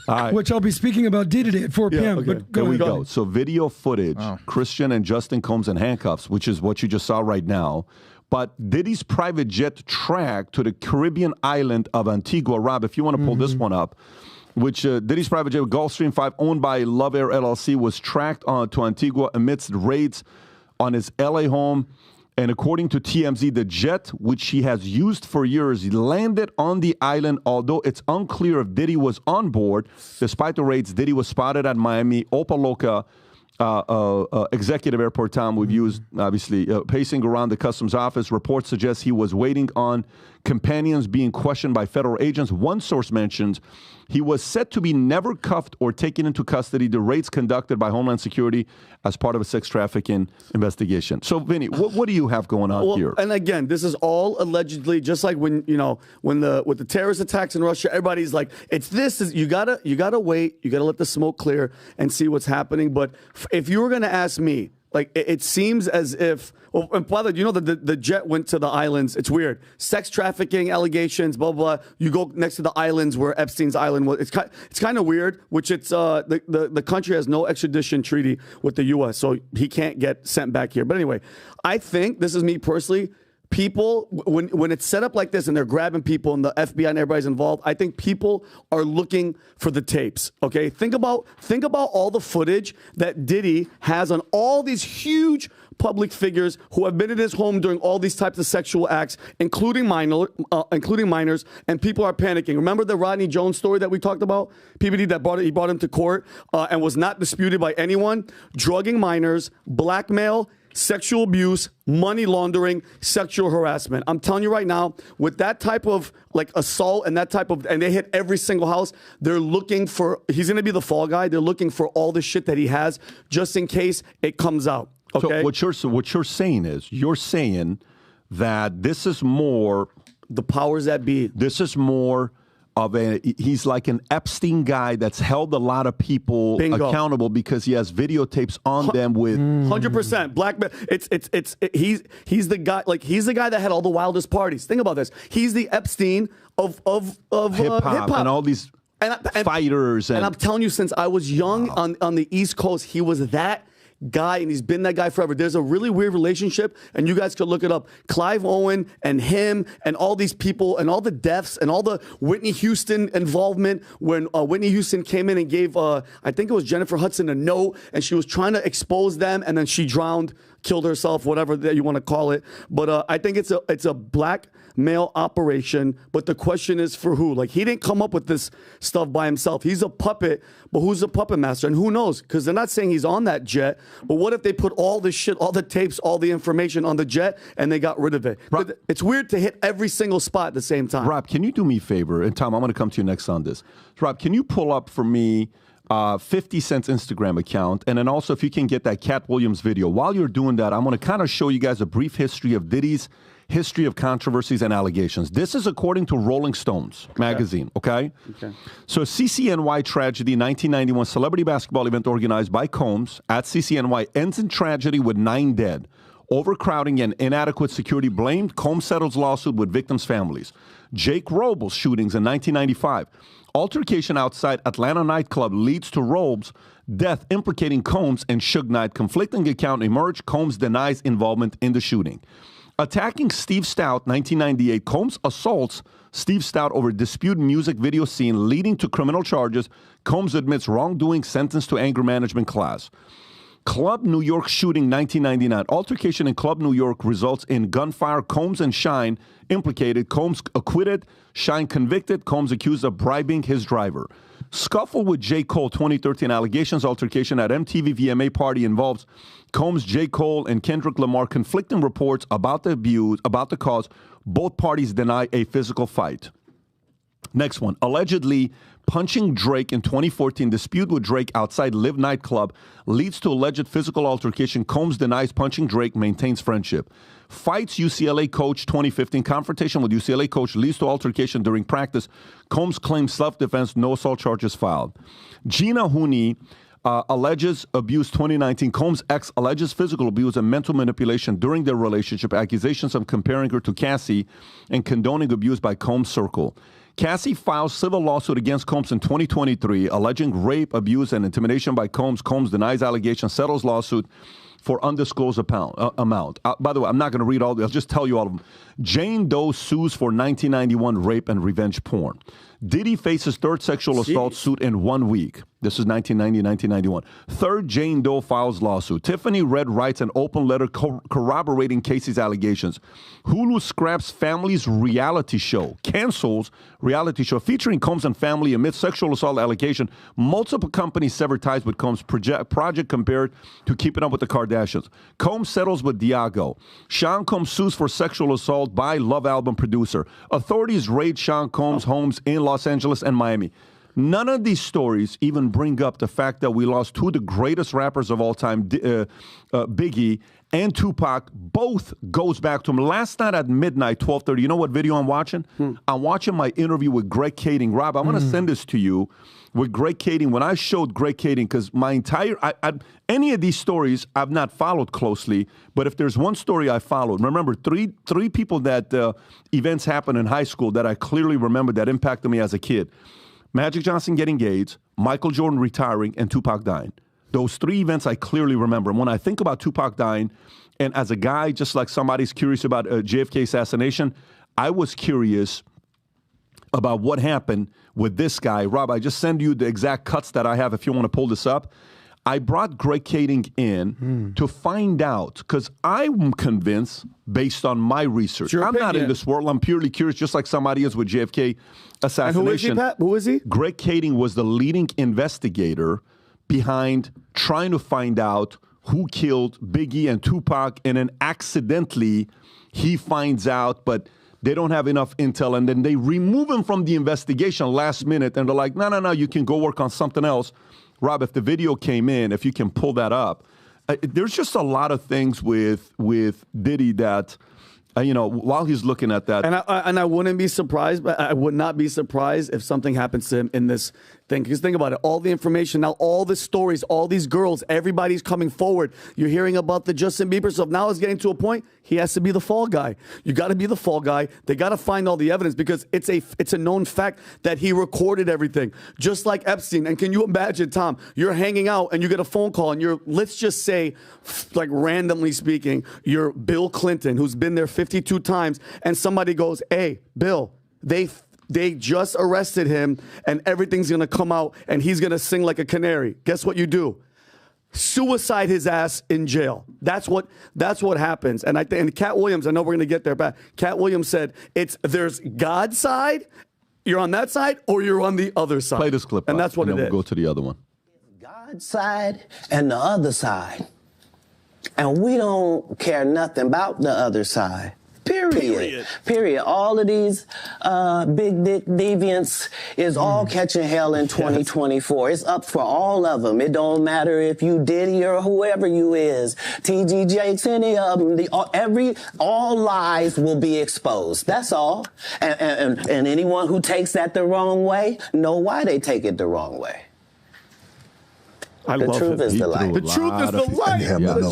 Amen. So this is Rob, I don't know if the clip ever came through or not. If it didn't come through, Tom, what are your thoughts on this whole story here with Diddy? Well, there's a couple things. While I speak, Rob, can you look up Robert Kardashian suitcase OJ? Tom, he's looking for 3 other things right now. So sorry about that. But go ahead, give your thoughts. So when OJ was arrested and there was this big scene at OJ's house, Robert Kardashian walks out of the house with a what's called a suit bag. Yeah. Right? After he got back from Chicago, right? Where OJ went to Chicago. The garment bag. Yeah. Right? And so he's seen, that's it, right there, walking out with the garment bag, and they believe that was bloody clothes and a knife in there. Yep. And he was one of the attorneys, so he had the ability to walk into the house and leave. When I look at the plane, Diddy wasn't on the plane, but what was on the plane? Exactly. I want to know, are there laptops, are there hard drives? If Diddy's not on it, something left from L.A. and went all the way to Antigua without stopping, and Diddy was, as they said, pacing around Opalaka in the customs area. So so just like this, when people get busted, there's people around you that are trying to protect you and are moving stuff. Maybe they love you, maybe they just work for you, whatever. But my big question here, okay, Diddy wasn't on the plane, but who or what was? Something left LA and went all the way to the islands without stopping. And right now, it's like smoke, there's fire. What happens is the longer you go in life, the more enemies you make in this sort of situation. And I believe Epstein had a long list of enemies. And like that sign on the wall, Epstein didn't hang itself. Yeah. Right? And so I look at all that, and right now, my sense is that, and you know me, words talk, numbers scream, but my sense is he's had a long life of controversy and a lot of enemies. Do you think he's a not sloppy criminal, like a overly arrogant, untouchable, they can't do anything to me type of a criminal where he's like, they can't do nothing. Like, the type of guy that does the crime and then says, nothing can happen to me. I'm untouchable. Like do you Hunter think Biden. he's convinced he's untouchable? Yes, because this is the psychological profile of most people over the course of their career. How did they get the Teflon Don? How did they finally get? They wired a room. But what was it? Tapes and what years? The last 2 years. Yeah. When he was arrogant and he was sloppy and he said things and they got it on the wiretap. Yeah. They didn't get a lifetime of evidence on him. They got the last 2 years where he was sloppy and arrogant because you've been going so long getting away with it. You're not as careful as you were in the beginning, and your enemies list is big. Well, I appreciate the OJ reference, Tom, because when I heard he was on a plane taking off to Antigua, I was like, oh, shit. It's like OJ. I've seen this before. Yeah. Well, we'll see what happens the there. white Bronco on the LA freeway. Yeah. So if you recall, this was about 2 weeks ago. There were more stories that came out about Diddy on the Tim Dillon podcast. Yeah. Vinny, 100% guilty. I was like, Vinny, great. Yeah. Tim Dillon, quiet for whatever reason. It's looking weirder and weirder and weirder. But listen, if you know anything about hip hop, if you know anything about rap, what's the record label that Diddy founded? Bad Boys. He's a bad boy for life. He is. We all know that. Yeah. What does that mean? Talk about Suge Knight, talk about Tupac. Oh, he's a gangster. Could he end up on Death Row Records? Yeah. We'll see what happens there. Death Row, really? Exactly. So, the Me Too situation, the reason that I wasn't like, he's definitely guilty is because there's a spectrum on this. On one hand, you have the Harvey Weinstein stuff, the Bill Cosby stuff, the Jeffrey Epstein stuff. Pretty fucking guilty. Yeah. And then you have the other stuff that's like, I don't know about that, bro. Andrew Tate, Johnny Depp, innocent. Russell Brand. I don't know what's going on there. Yeah. So there's a slippery slope with this. So, on the Tim Dillon podcast, I was like, look, I'm not saying nothing. I've been to some of these Diddy parties, bro. I'm not trying to catch on invite. Here's the reality of what we don't know, nobody knows.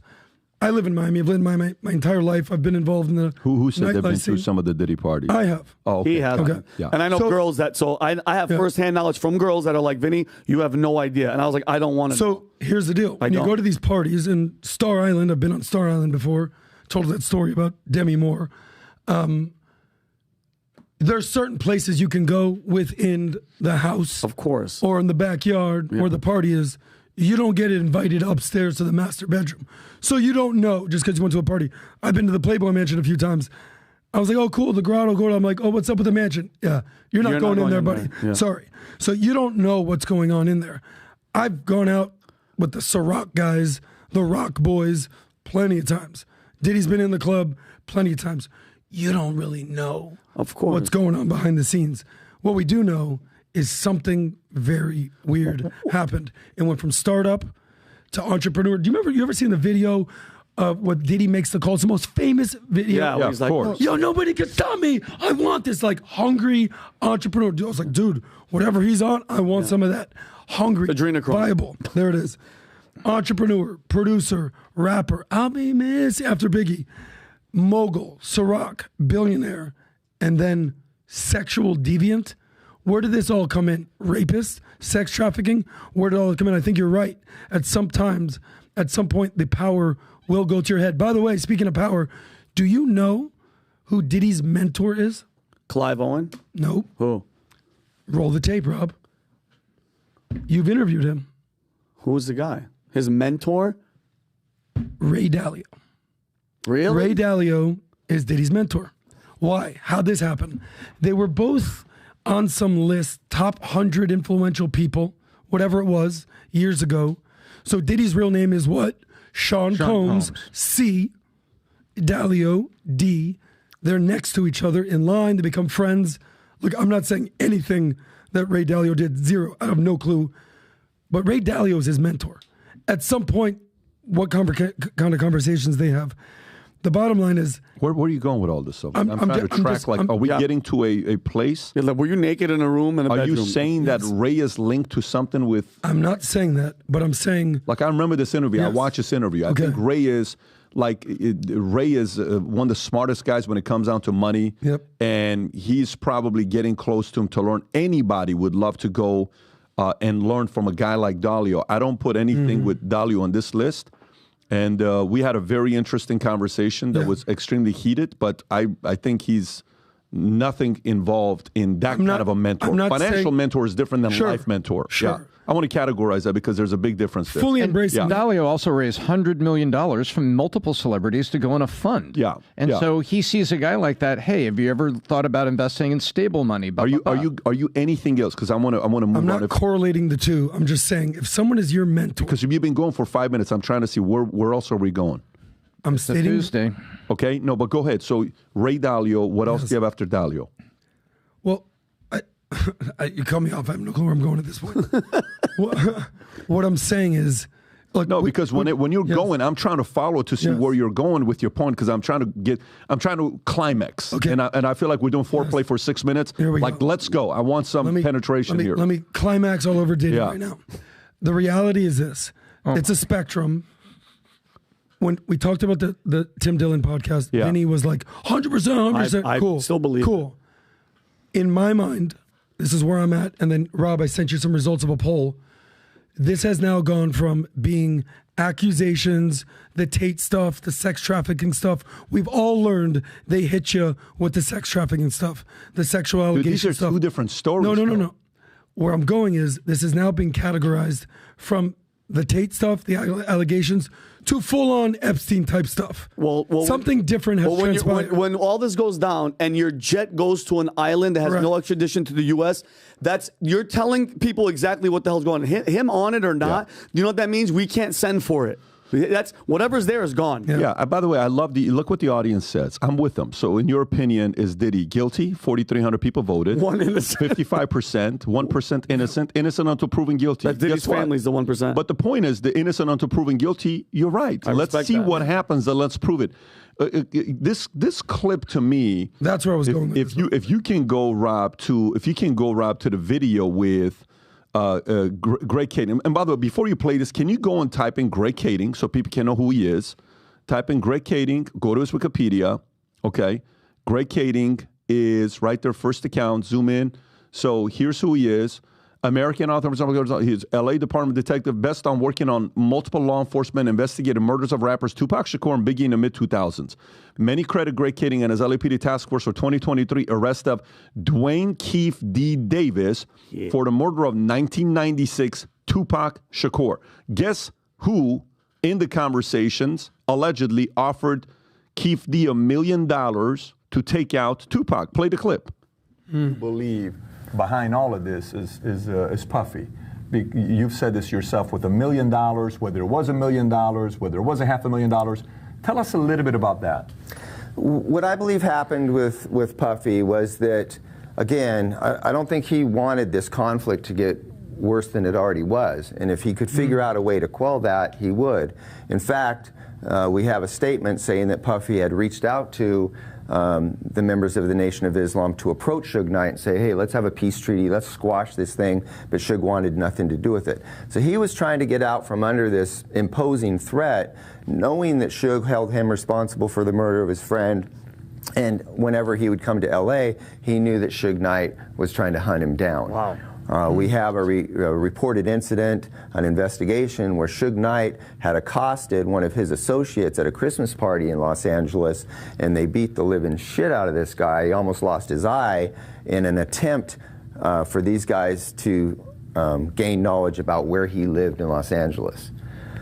So he undoubtedly becomes aware of the fact that these guys are actively hunting me down. They're kidnapping, assaulting people.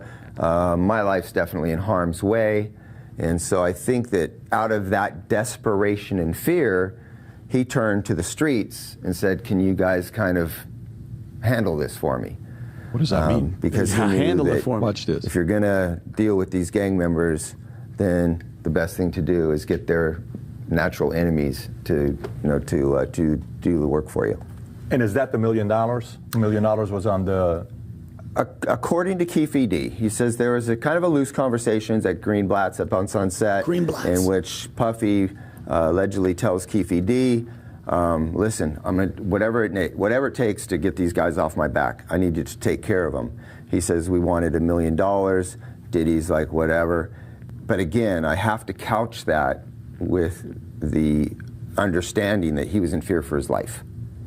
I fully get that. Yeah, I fully get that. So, but the $1 million is from him, but you don't know really if it's $1 million or it's $500,000. Because I think it's just boastful talking. Okay, got it. You know, it's like if I see a really nice car that I like to purchase from you, and I just, man, I'll give you $1 million for that. Yeah. It's just that kind of like loose. So how about the part where Zip gives him the gun? He says, listen, right now's the time to do it. Everyone's in town. Go to 662. Here's the gun that I have. He leaves it to him with the car. Right. He gives him the gun. And then afterwards, when they talk on a call, he says, was that us?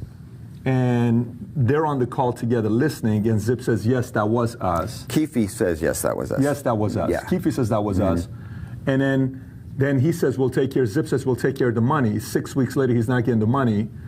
And, you know, he's finding out maybe he didn't get paid. And then afterwards, he meets with an associate of P. Diddy, Puffy, saying, yeah, we did pay. But Zip kept it, and then when they met, is that all been so you see what happened? Like that maybe he did keep the money, or they did not. So you can pay? pause it if you want to watch the rest. But here's the point. The point is this: who died first, Biggie or Tupac? Wow. Who died first? Tupac, right? Tupac died in first. Vegas. So where is Keefe? Where is he from? East Coast or West Coast? Keefe, is he from West Coast? Keefe is who called Keefe? Diddy called him. Diddy called Keefe. Why did he call Keefe? Why did he call Keefe? Because he got in contact that this is the guy that could take him out, and he's got a reputation for being involved in a lot of different things. Yeah. Keefe just went to jail.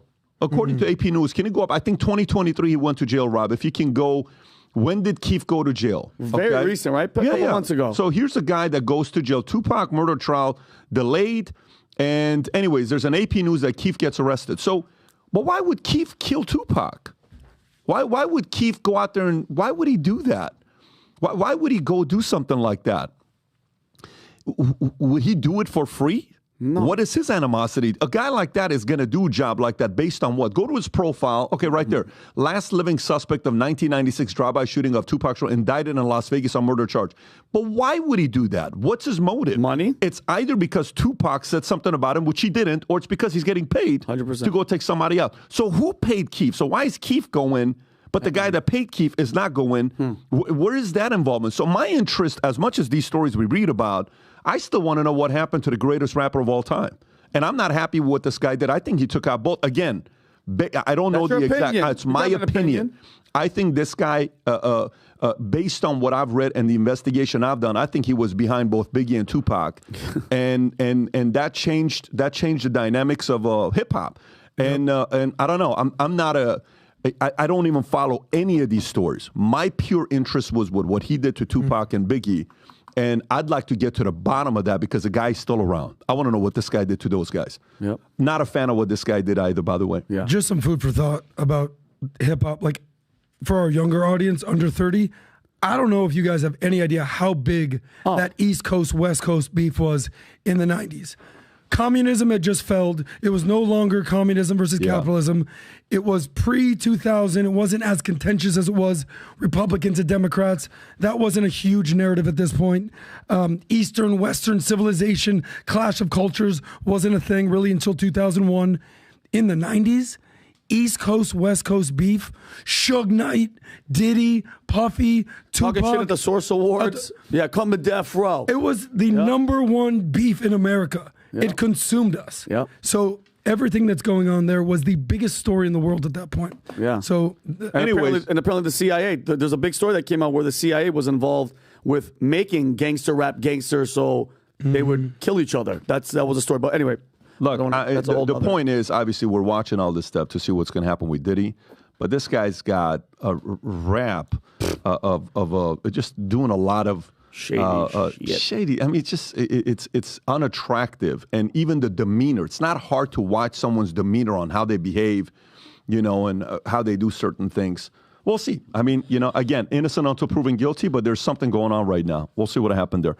All right, next story. Rob, can you pull up Baltimore, what happened with that bridge? There's a lot of weird things going on. 1:30 in the morning today, guys, allegedly, a bridge collapses because a ship who is ran by some professional people runs into the bridge. Can you play this clip, Rob, on how the bridge comes down in watch this here, guys.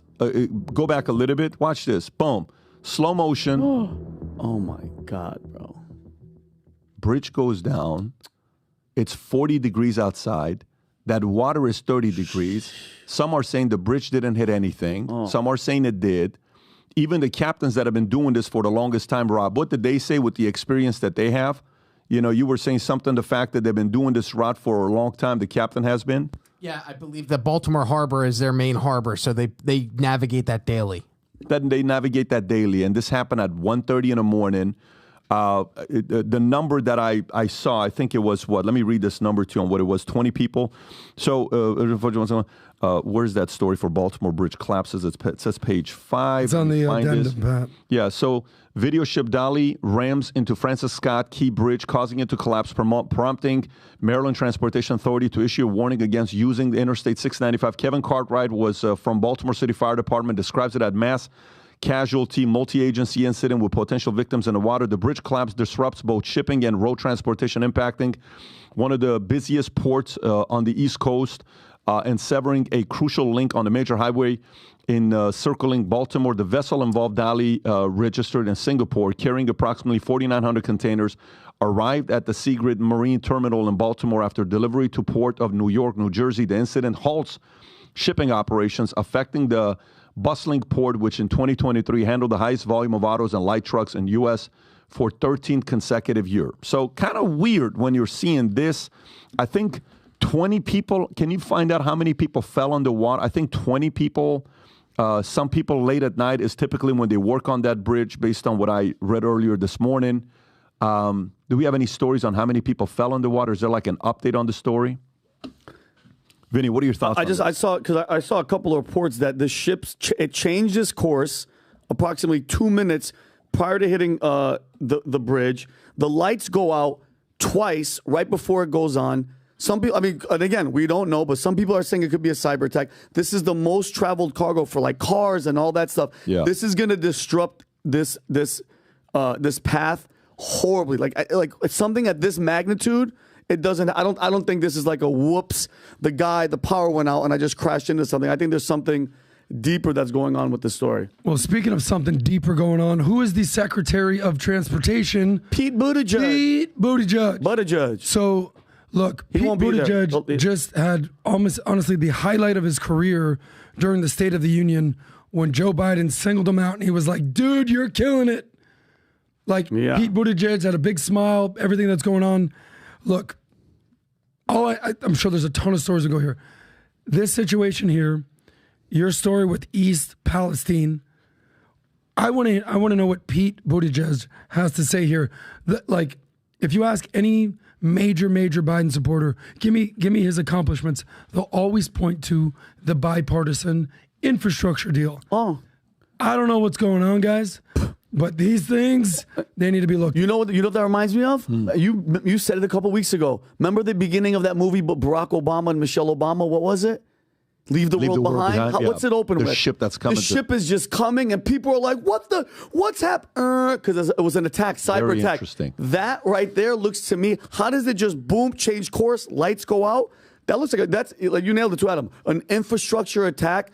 That could be something that's set up by foreign agents. Who knows, bro? That's really rare and random to see. You know, you can speculate and go down that path, and you can also just say a great big ship, lost power, couldn't turn. And by the way, it takes forever to turn those big ships. Those big things, they're very, very slow, but it's like the weight. And it takes a while to move a small boat that we go on, right? Let alone a big ship that size. And it hits it. This is an older steel bridge with the steel infrastructure post. They hit it, they crumple it, it goes down. I mean, look at the size of that thing. It takes forever to turn that thing. We're talking something that's like 12, 15 stories tall. If you've ever been to a port and driven by, all those little squares that you see on that, those are the size of the back of a semi. And you see them, they get put on the back of trucks and they go deliver things. This thing just ran right into the end of it, kawunk. And so is it as simple as they lost power, they couldn't turn, and oh crap, they hit a bridge? Is it that simple, or is there, it was an electrical pulse and it affected their GPS? Okay, well, where are the rest of the boats running into things, if that's what's going on? If there is I want to wait and see what's going on here. You make a very good point. The real issue is there were 8 people innocently working last night on an evening shift, and 6 of them are missing in the water, and families are asking, where's our loved one? I mean, Rob, did Pete Buttigieg say something? I just saw you had a Pete Buttigieg video. I can't verify that this came out today, but there is video of Pete Buttigieg talking about how bridges are racist. Oh yeah, I love this. How what? He said bridges in the East Coast. This came out a while ago. So let's see how racist this bridge was. Underpass was constructed such that a bus carrying mostly black and Puerto Rican kids to a beach, or it would have been, in New York, was designed too low for it to pass by. But that obviously reflects racism that went into those design choices. There's a part of this that he's actually right, because this is about the book written by, what was that power broker name in New York, Tom? Do you know who I'm talking about? The power broker in New York? What was the guy's name? Robert Morris or something like that. Robert Moses and the Fall of New York. What he's talking about is about the power broker.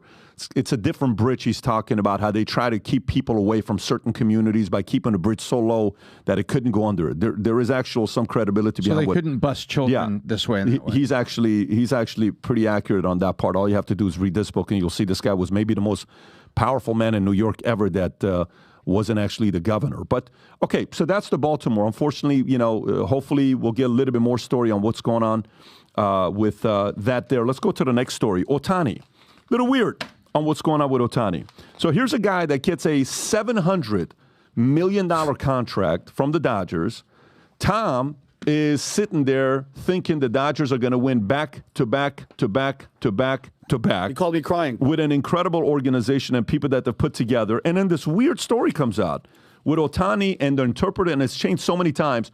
Ohtani denies betting on baseball, saddened, shocked by the scandal, okay? Saddened, shocked by the scandal. Categorically denies involvement in sports betting, asserting, I have never bet on baseball or any other sport. He may be right. Maybe he did through somebody else, is what a lot of people are saying. And expresses profoundly dismay, stating, I'm very saddened and shocked that someone who I trust has done this. Ohtani refutes allegations made by his former interpreter, Ippei Mizuhara, labeling them as a complete lie, and stresses, I never agreed to pay off this debt or make payments to the bookmakers. The scandal, triggered by massive theft from Ohtani's bank account, prompts a formal investigation by Major League Baseball, with Ohtani affirming, I'm going to let my lawyers handle this from here on out, and pledges full cooperation with the ongoing inquiry. Tom. So there's a couple angles here. So you got this player, and he has an interpreter. And the one thing that is not in dispute here, and there were people with the Angels that said that Mizuhara liked to play tables, and he liked to do things. And so Mizuhara has a gambling issue. Mizuhara getting like 80 to 100 grand a year paid by the Angels and then the Dodgers to be an interpreter. And by the way, there's a lot of interpreters in Major League Baseball. There's Spanish interpreters. There's all kinds of them for players that are not yet bilingual. Vinny had an interpreter in his famous clip. Yep. And so Mizuhara has a gambling issue. He's got a friendship that's really developed with Ohtani. And Mizuhara said, I asked him if he would pay off my marker. It was several $1 million. Jeez. And, like $3.5–4 million, I think the total number was. And so apparently over a course of weeks, $500,000 at a time, which was the max for a wire transfer, which is also confirmed that was the max, went from Ohtani's account to a bookmaker. So option one, Ohtani felt bad for his interpreter, who now he has a friendship with, and paid his gambling debt. By the way, that's happened before with a lot of people. However, in baseball, you're supposed to be like light years away from the gambling establishment. So there's option one. Option two, Mizuhara and Ohtani were gambling together, and Ohtani was paying for their bets. Oh. So option three is Ohtani said, hey, the guy got close to me and has paid off his gambling debts. It's a lie. So the one in the middle is missing. What we're having here is Mizuhara says, my friend paid off my debts. Ohtani is saying, no, I found out later that he got access to my account and he transferred it.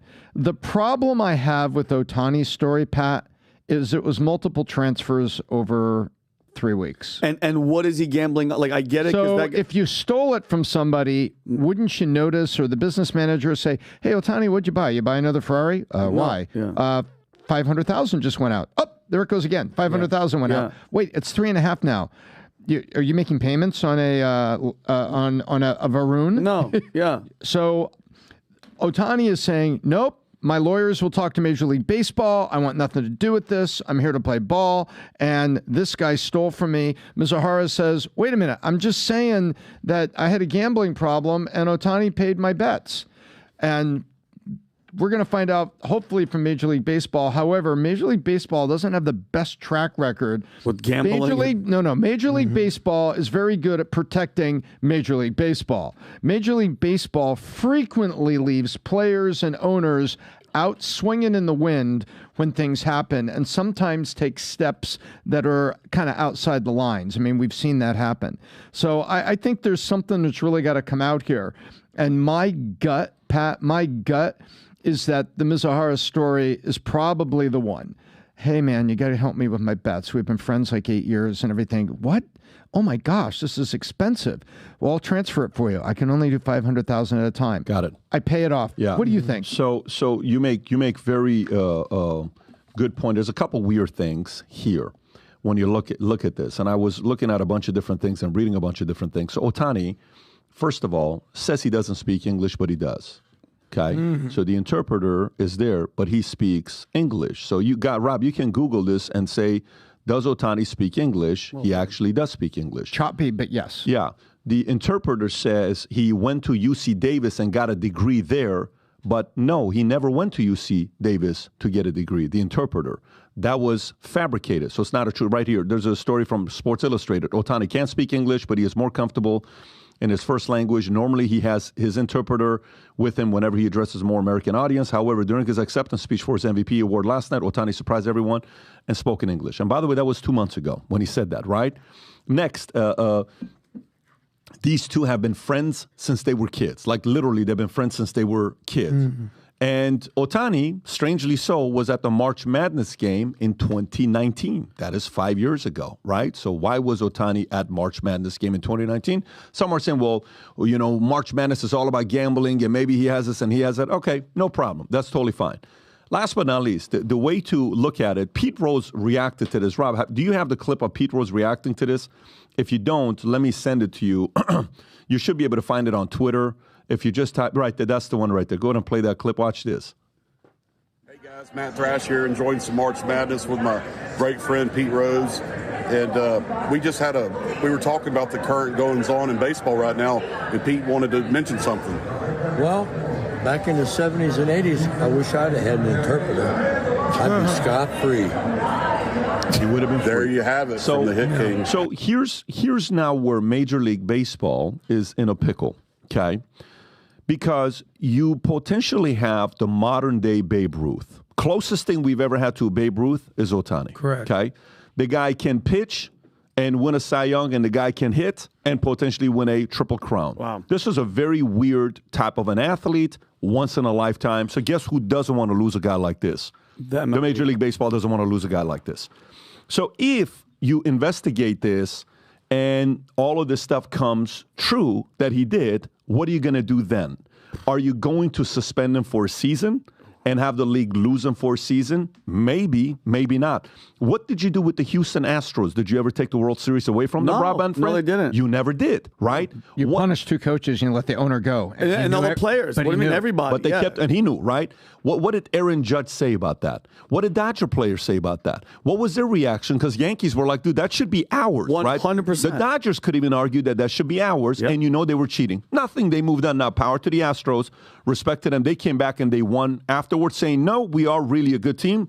You got to salute and say, great, you proved your argument, whatever. A couple guys left, but, you know, for the most part, the little guy Altuve. 100% cheater. Yeah, 100% cheater, but he won a couple. He won once cheating, and he won once not cheating. So it is what it is.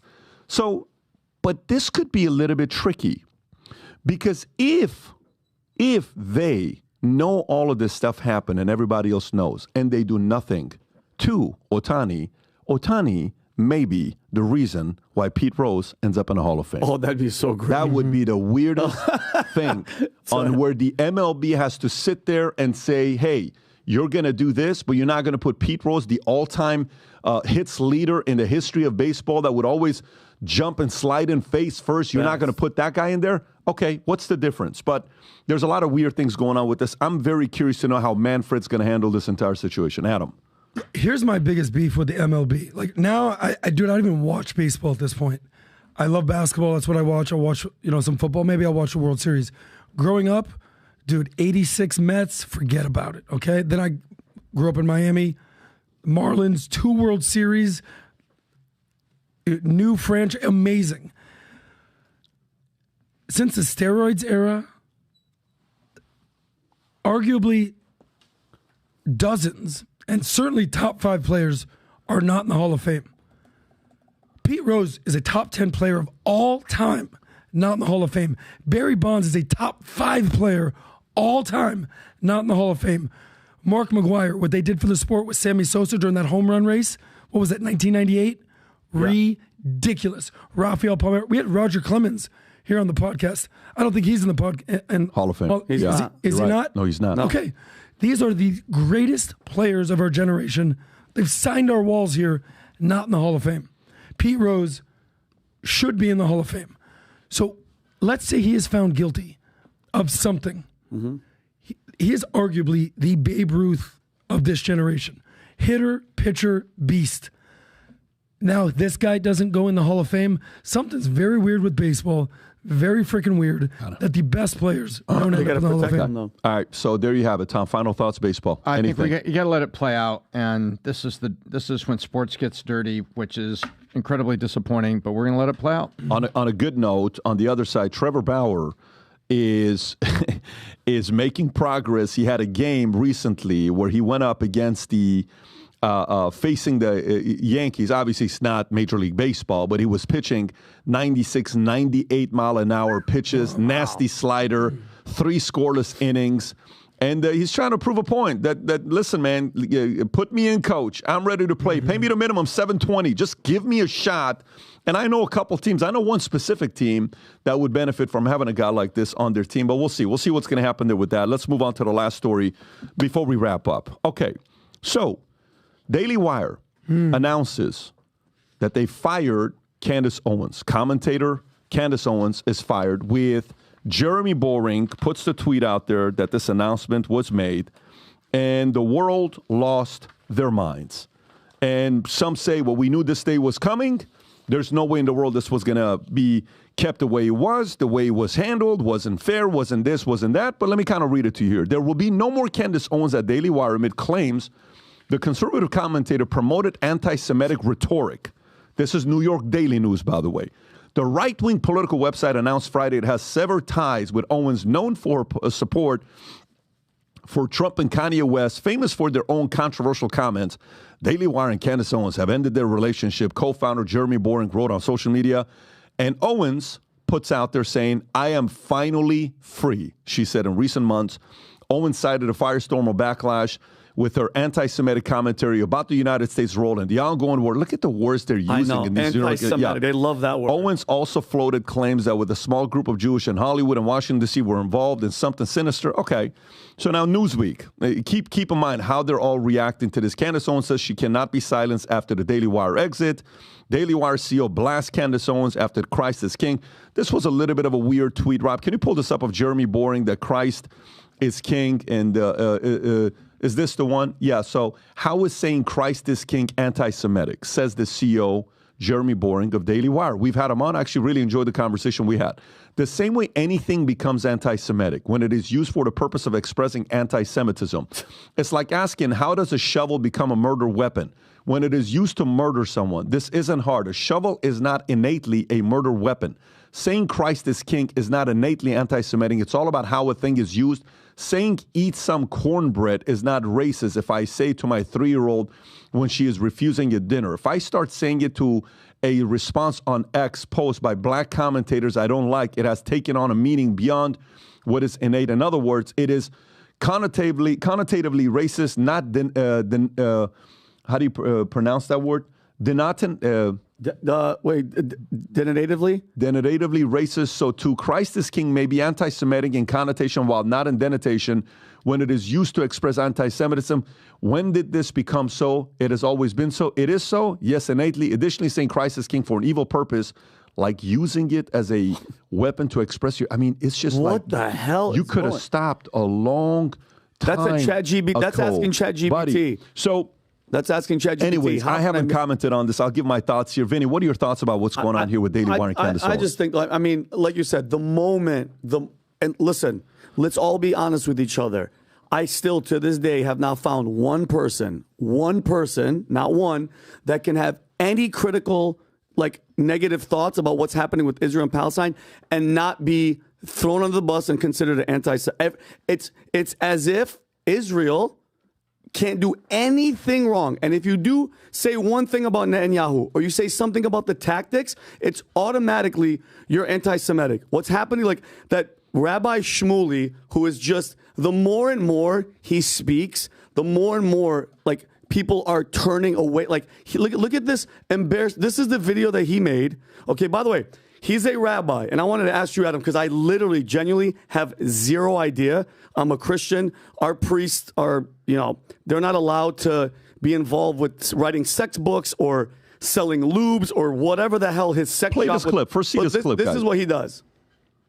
Hi, everybody. Purim is a day of celebration. We feel bad for Candace Owens that she lost her job. So I figure, with her image of what Jews are supposed to look like, why not at least validate her? I am dressed up as a Candace Owens Jew. Now, this is not a Christian child, this is a Jewish child. But if it would be, I got my Christian blood. What a disgusting spicy, guy. delicious.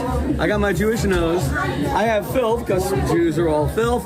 And more than anything else, what does 80 have? Money! Yeah, we Jews are all about money! All about the Benjamins. Wait, all about the Benjamins. Wait, I'm getting a little bit thirsty. Where's the matzah? I don't want to finish the whole thing and not mix it into the matzah. So can someone just bring me?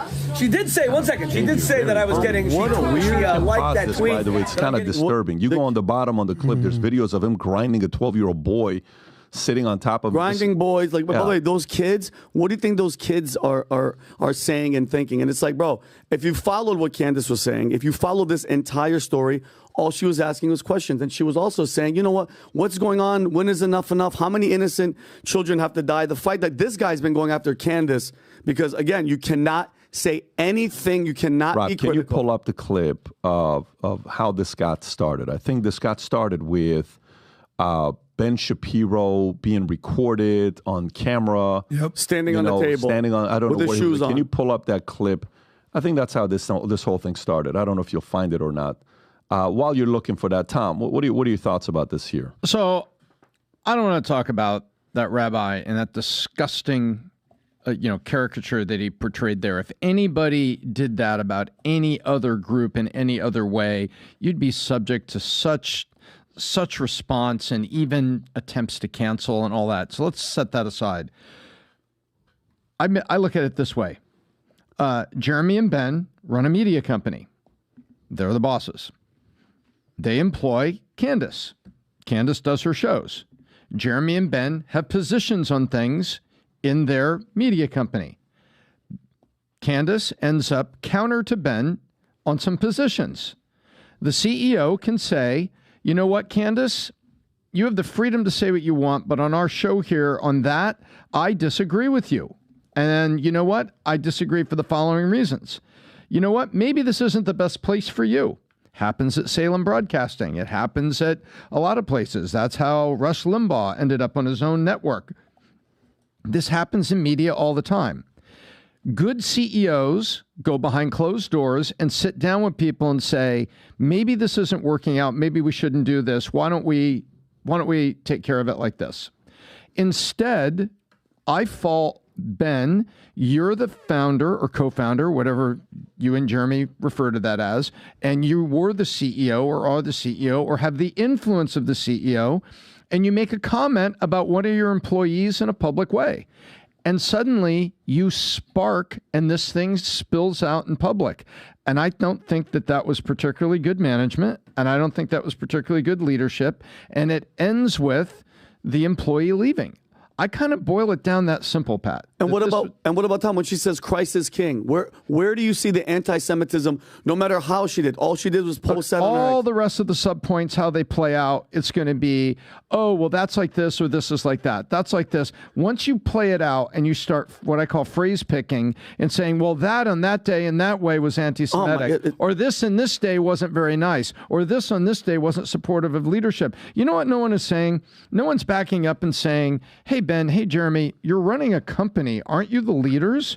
Why are you doing this thing in public? If you want to build your media company and build things what you stand for, you've had some really good films that have come out making very important points. Why don't you guys just kind of calm down, go behind closed doors and have a conversation with each other and figure it out? Why spill this out in public like this? So Rob, if you can play the first clip, if you have this one, play this clip, because this is how it starts, right? Play this.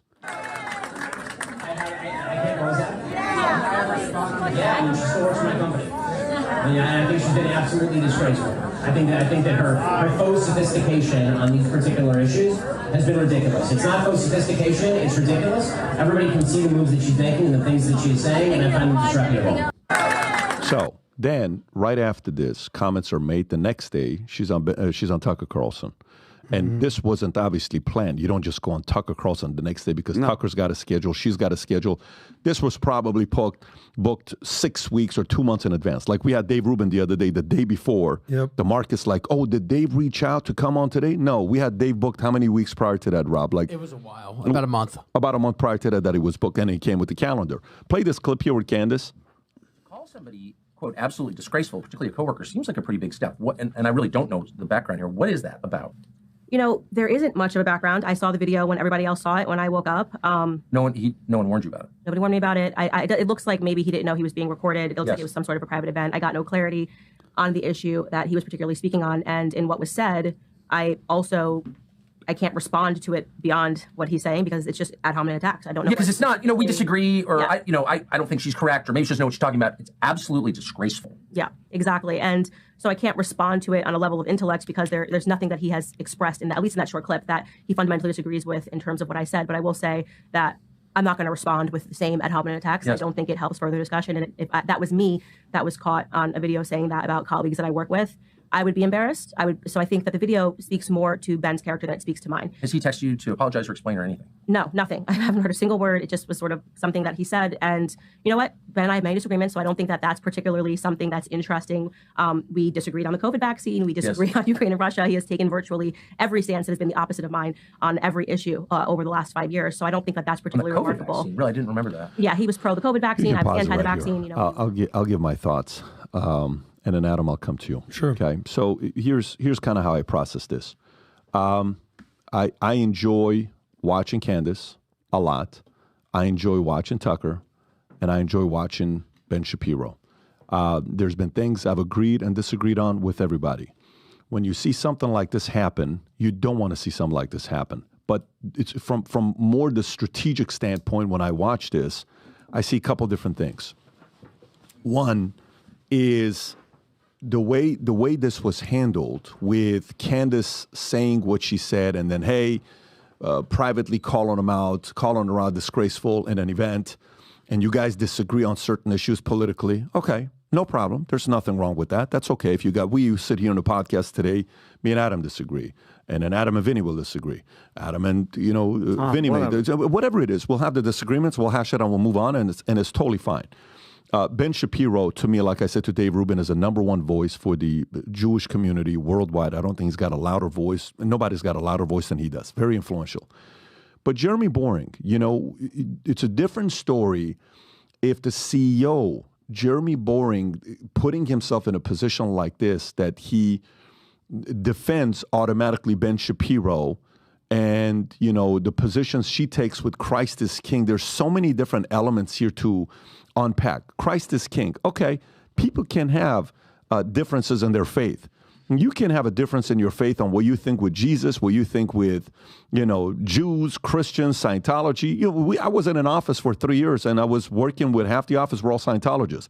I was in another office where everybody was Mormon, LDS, Joseph Smith, Book of Mormon. Everything we talked about was that, and we were able to coexist. There is nothing wrong with that if debate is the issue. The position Daily Wire took, which is going to be very interesting to see how that whole organization is going to react to it. Jeremy Boring's moves are coming across more as being a manager to Ben Shapiro and only Ben Shapiro than a Dana White being put in a position to manage and drive a company. Now, if he makes this decision as the CEO, I don't know if they have a board. I don't know if the board has a voice. I know the Wilkes brothers, who are this billionaire family that have been investors in their organization. They've been investors in PragerU organization. They've been investors in many different organizations. Their faith, if I'm not mistaken, the Wilkes brothers, Rob, if you can pull them up, I think they're one of those, what's that, not 7 Day, but Tom, the Jews for Jesus organization, which they're... Messianic Jews? It's called the Assembly of Yahweh 7 Day, which... 7 Day Adventists? Which they are Jews for Jesus type of a organization, which these are the founders, these are the investors that are within the organization. When you make a position like that and you're defending Ben Shapiro the way you did, and you're obviously going against anybody that says Christ is King, and one of their talents comes out 3 days ago, I don't know what his name is, he makes a video saying Christ is King is anti-Semitic. Rob, if you have that clip, I know you have this clip, if you can send it to Rob. You watch all of this stuff. This is the one. If you can play this clip, you go on and play this clip. What is his name? Clavon? When I did this, by the way, the priest who baptized me said, Christians won't accept you. You'll still be a Jew. And I said, well, I am. That's my race. I'm a Jew. I'm proud of my race. It's a great race. It's done many, many great things, including write the Bible. And, I am a Jew. But that hasn't happened at all. Christians have welcomed me with open arms, except this Christ the King anti-Semitic crowd. Oh, God. Christ is the King. And one day, every knee will bow and recognize it, because he's not just my king, he's king of the universe. But when you use that phrase to mean that God has abandoned his chosen people, the Jews, through whom he came into this world incarnate, and that he's broken his promises, his covenant with the Jews, you are quoting scripture like Satan does in the Bible. You're quoting scripture. What are you? Let me tell you, that is super heavy. Oh my! That is super heavy when you make a comment like that. And by the way, you know where this goes? Let me tell you where this goes. So it would have been different if Jeremy takes a position to say, yeah, we have different denominations here. Everybody has the right to defend whatever faith and religion they have. And, and by the way, this guy used to be the pastor for, I think, what is the Republican club in Hollywood, Tom? Friends of Abe? Friends of Abe, right? I think he was one of the founders, and he was the pastor of that group, if I'm not mistaken. Jeremy Boring. With Kelsey Grammer. Yes. I mean, Jeremy Boring is within this space, he's a heavyweight on what he did. There you go, Executive Director Jeremy Boring. I think he was their pastor, so Christian. He's well-read on the faith and all this other stuff. So, I don't know. When you handle it that way, what you're pinning your brand as is, I will 100% defend Ben Shapiro, and that is it. And it's going to be very hard for other people who want to coexist. Now, they may well sit there and say, we can lose everybody, but as long as we have me and Ben, we're going to be all right, and we'll go till the very end. Great. It's going to be tough to have other people who want to coexist if you brand yourself that way. It's very difficult. Now, they may also look at Candace, because if you look at their lineup, Ben is considered an intellect. Jordan Peterson considered an intellect, right? A lot of these guys may be considered an intellect. Maybe to them, they don't view Candace as an intellect. Maybe they look at Candace and say, she lacks intellect. She is not as scholarly educated on the history of this and this and that and and and that's who it is. Well, I think America probably relates more to somebody like her and everybody else who thinks they are the intellect, because that is a form of being an elitist if you think everything you do is right and you're not willing to have those types of conversations with others. So I actually don't know the decision they made. However, here's how business works. Tom, you and I know this. If your decisions, say whatever number they have, a lot of people online are throwing around a number that their top line revenue is $200 to $250 million per year. Okay, it's a real business. $200 to $250 million per year. No problem. They got a lot of big projects going on. I think most of them are committed for movies, this, and that. Okay, no problem. Everyone's going to see the effect of Candace Owens, what it's going to cost in subscribership, in dollar amount, in revenue. Maybe they're right. Maybe she's right. Market's going to decide. But if you make too many decisions like this and it's one-sided and you oust the other side, it feels like if I'm going here, I can only be on one side. And if I'm not safe because I could go somewhere else. The series of the way they made their decisions is questionable. But every time you run a business, I'm also on the other side when I run a business, and every decision we make, it's easy to target. Hey, look at what they did with the insurance company. Look what they did, and the Pat's wrong, and this is why they're losing, and people are leaving, and da-da-da. It's so easy to also take shots while you're actually a person running the business. It is very hard to run a company. It is very hard to start a company and grow to $250 million, whatever the top line revenue is, and have the employees, and especially in a space that you're giving your opinions. It has got to be super hard, and you're constantly going to be having shots being taken at you, but that's the job you chose to have. The market will look at you and see, if you think this was the right decision to make, let's see how the market reacts to it, and they will with numbers, with subscribers, and dollars. Tom. And that's the market. And I've been very clear. Daily Wire has made some great content, great films that I think need to be made that are very helpful to their audience. What I look at is the how. And Pat, I've watched you over the years. You've had very difficult discussions have had to happen with some sales leaders. I've never seen you put out a tweet that rips somebody up or call them publicly disgraceful. I've seen you take names out of it and speak to a sales meeting. You know, some of you I'll be speaking to because we need to make the company better, and I don't think you're as good as you can be.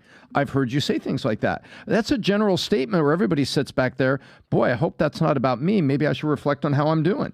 And then I've seen you in private, at private meetings, sit down with people, no microphones, no camera, and look somebody in the eye and say, what are you doing? What was this all about? And then take them through the facts. How do you think that looks to your team? How do you think that looks to other people? How do you think that reflects on the company? Those are best done privately to move a company forward.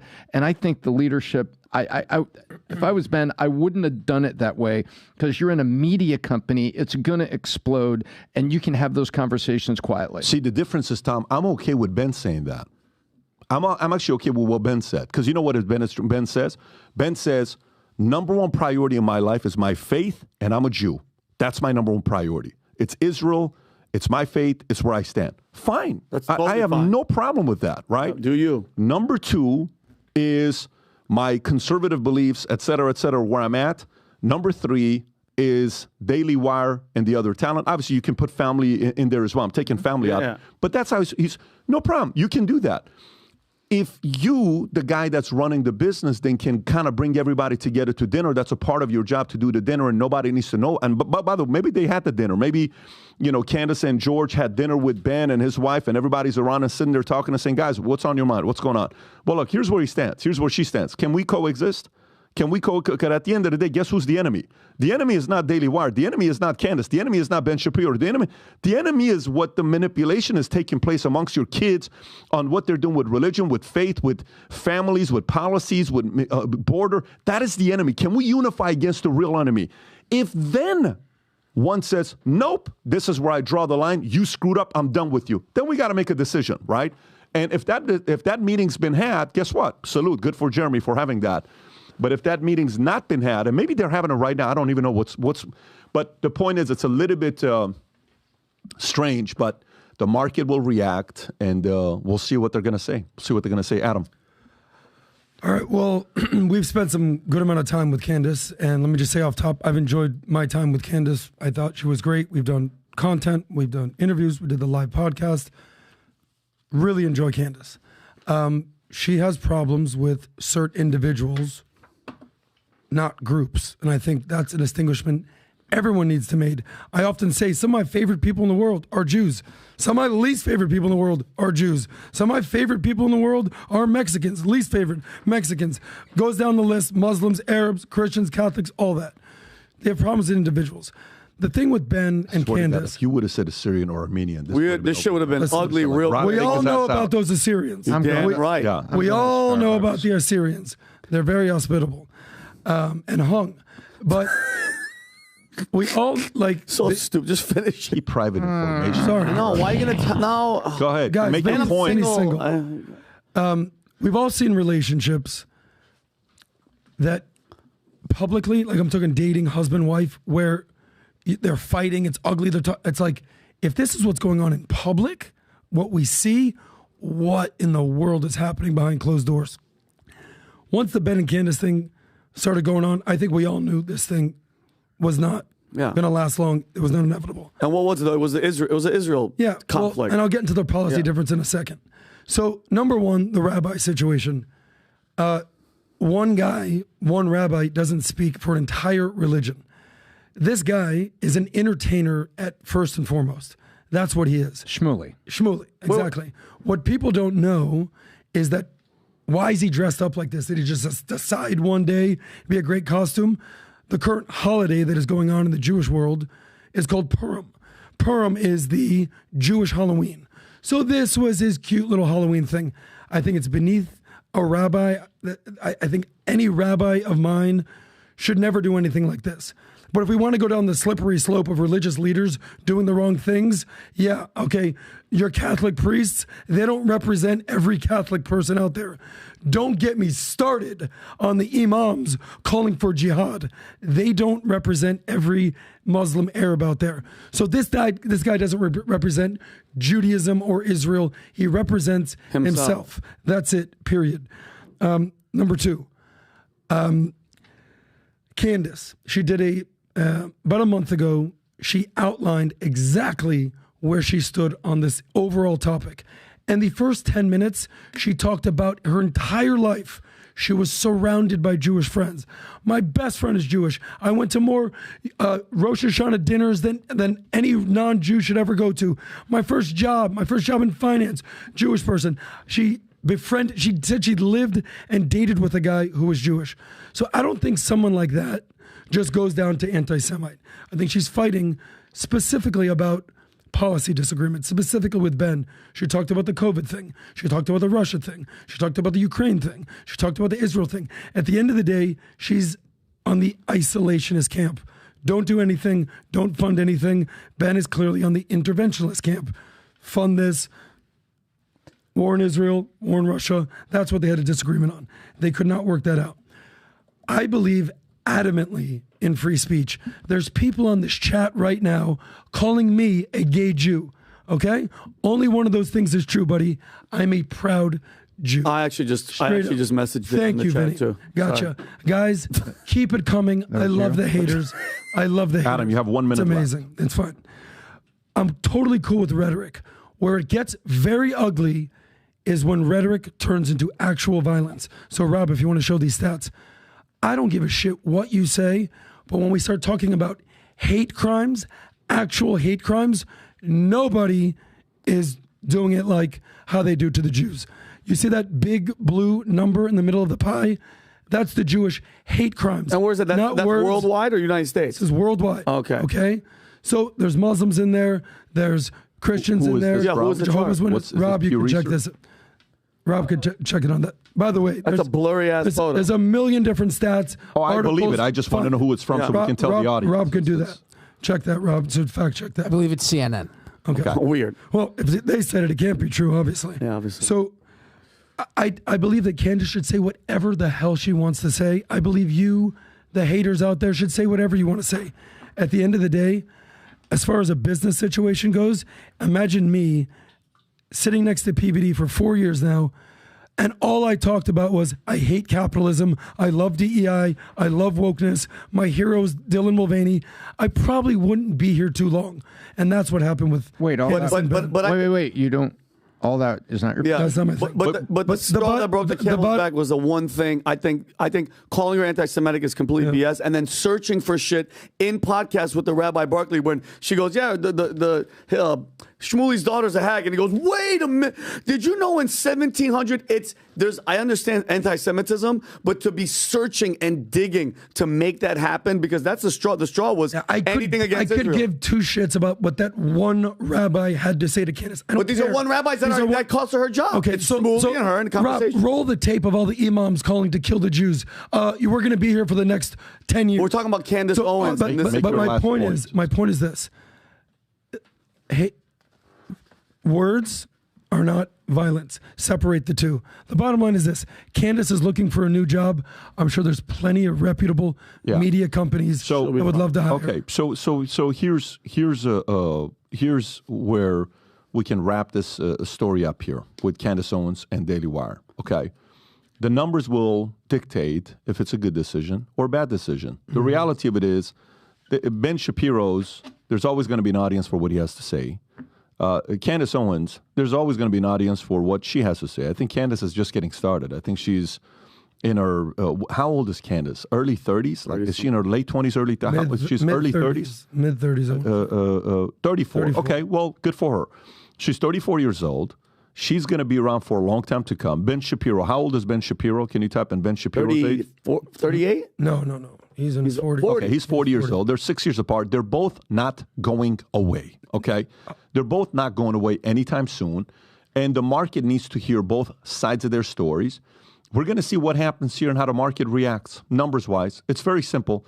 The good news about podcasts and shows and everything nowadays, you can pretty much track on who's doing right and who's not because the data is public. You cannot hide. There's nothing worse than seeing numbers being live and they're growing, or worse, and you're like, oh my God, the market can tell I'm not doing good.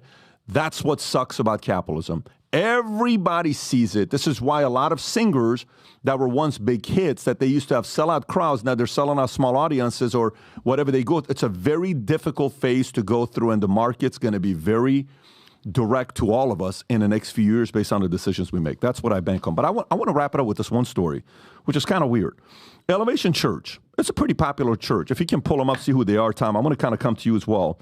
Elevation Church reveals why they don't use words like resurrection on Easter invites. Hence, it's a terrible reason. Okay, all right, so let's see what they have to say. Some of you guys know this guy, who he is. If you want to put the senior pastor on who he is, Pro Church Tools recently sat down with Nikki Sharir, Elevation Church Digital Content Director. She is responsible for overseeing the all copy coming out of Elevation Church, 25,000 member multi-site led by Stephen Furtick. She gets the tone of church emails, blesses or nixes the language of social media posts, and develops guidelines for responding to events in the news. In a wide-range interview, Sharir explains why they don't use phrases in the church. Elevation Church does not like the words like resurrection, Calvary, or blood of Jesus on its Easter invites, as that language will immediately make someone feel an outsider. Can you play this clip, Rob? I'm talking all the way from people who have been in our church for years, and I want them to invite people to church, all the way to people who've never heard of our church before and trying to get them to come to church, right? People who are unchurched, you might say. And so how do I talk to those two people are really different. But I'm putting a lot of my focus, energy, time, resources toward what I would call the cold audience, as people far from God.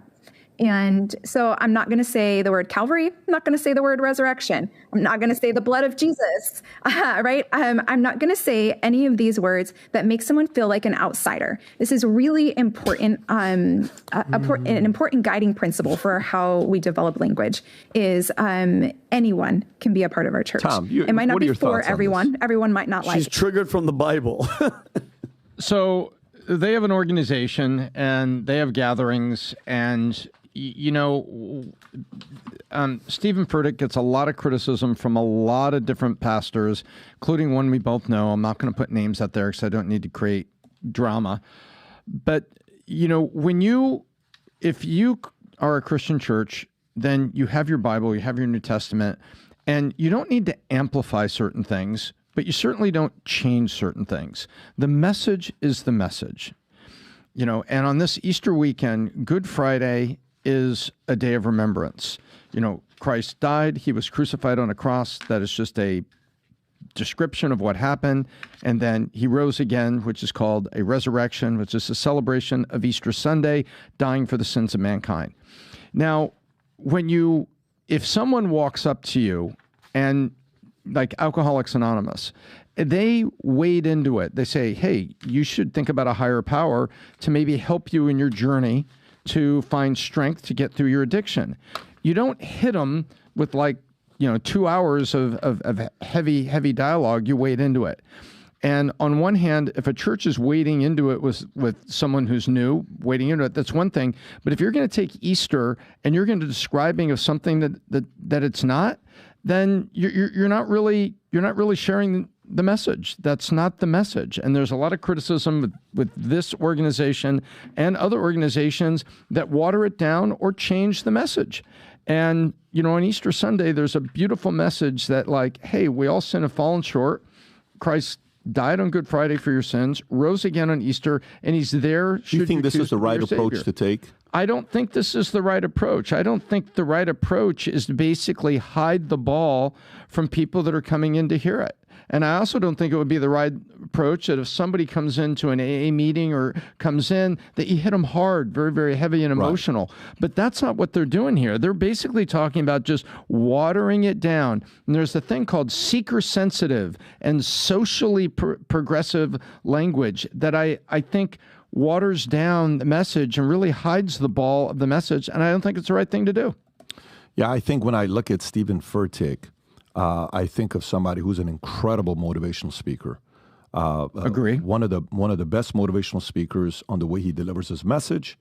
And in regards to, I don't have a lot of information on him, but in regards to taking positions like this goes back to my point of Christians that are becoming tolerant, Christians that are, apologizing about, what they stand for instead of being a little bit direct, then I think it's going in a different direction. This is kind of like saying, it's okay, let him in, it's okay, let him in, it's okay, let him in, it's okay, let him in. I don't know. I remember when I was at the church we were going to in L.A., and they said there's a couple different ways to preach from the top. There's ways to preach where you're just kind of preaching to motivate people, and there's ways you preach that you're building disciples. If you just want to bring people in to preach and, become a motivational speaker, be as watered down as possible. If you want to develop disciples that are hardcore believers to go out there and build and run their own life groups and build other people, you got to take a different route. They've done something right to have 25,000 people there. I just don't know if this is the right approach to take for others to follow. Anyways, having said that, we are at the end of the podcast. It's 11:49. We rarely go this late, but we had so many different stories to cover. Today's what? Today's Tuesday. Tuesday. Rob, I think we may have a podcast tomorrow. Stay tuned. We'll announce it to you guys. We do have somebody that's coming in that's going to be fun. Then we're doing a podcast on Thursday, which I believe Trump's lawyer may be coming back on Thursday with us on a live podcast to kind of give us some perspective on what's going on. And then we may have some things going on Friday as well. Having said that, have a good one, everybody. We'll do it again tomorrow, maybe on Thursday. Take care, everybody. Bye-bye, bye-bye.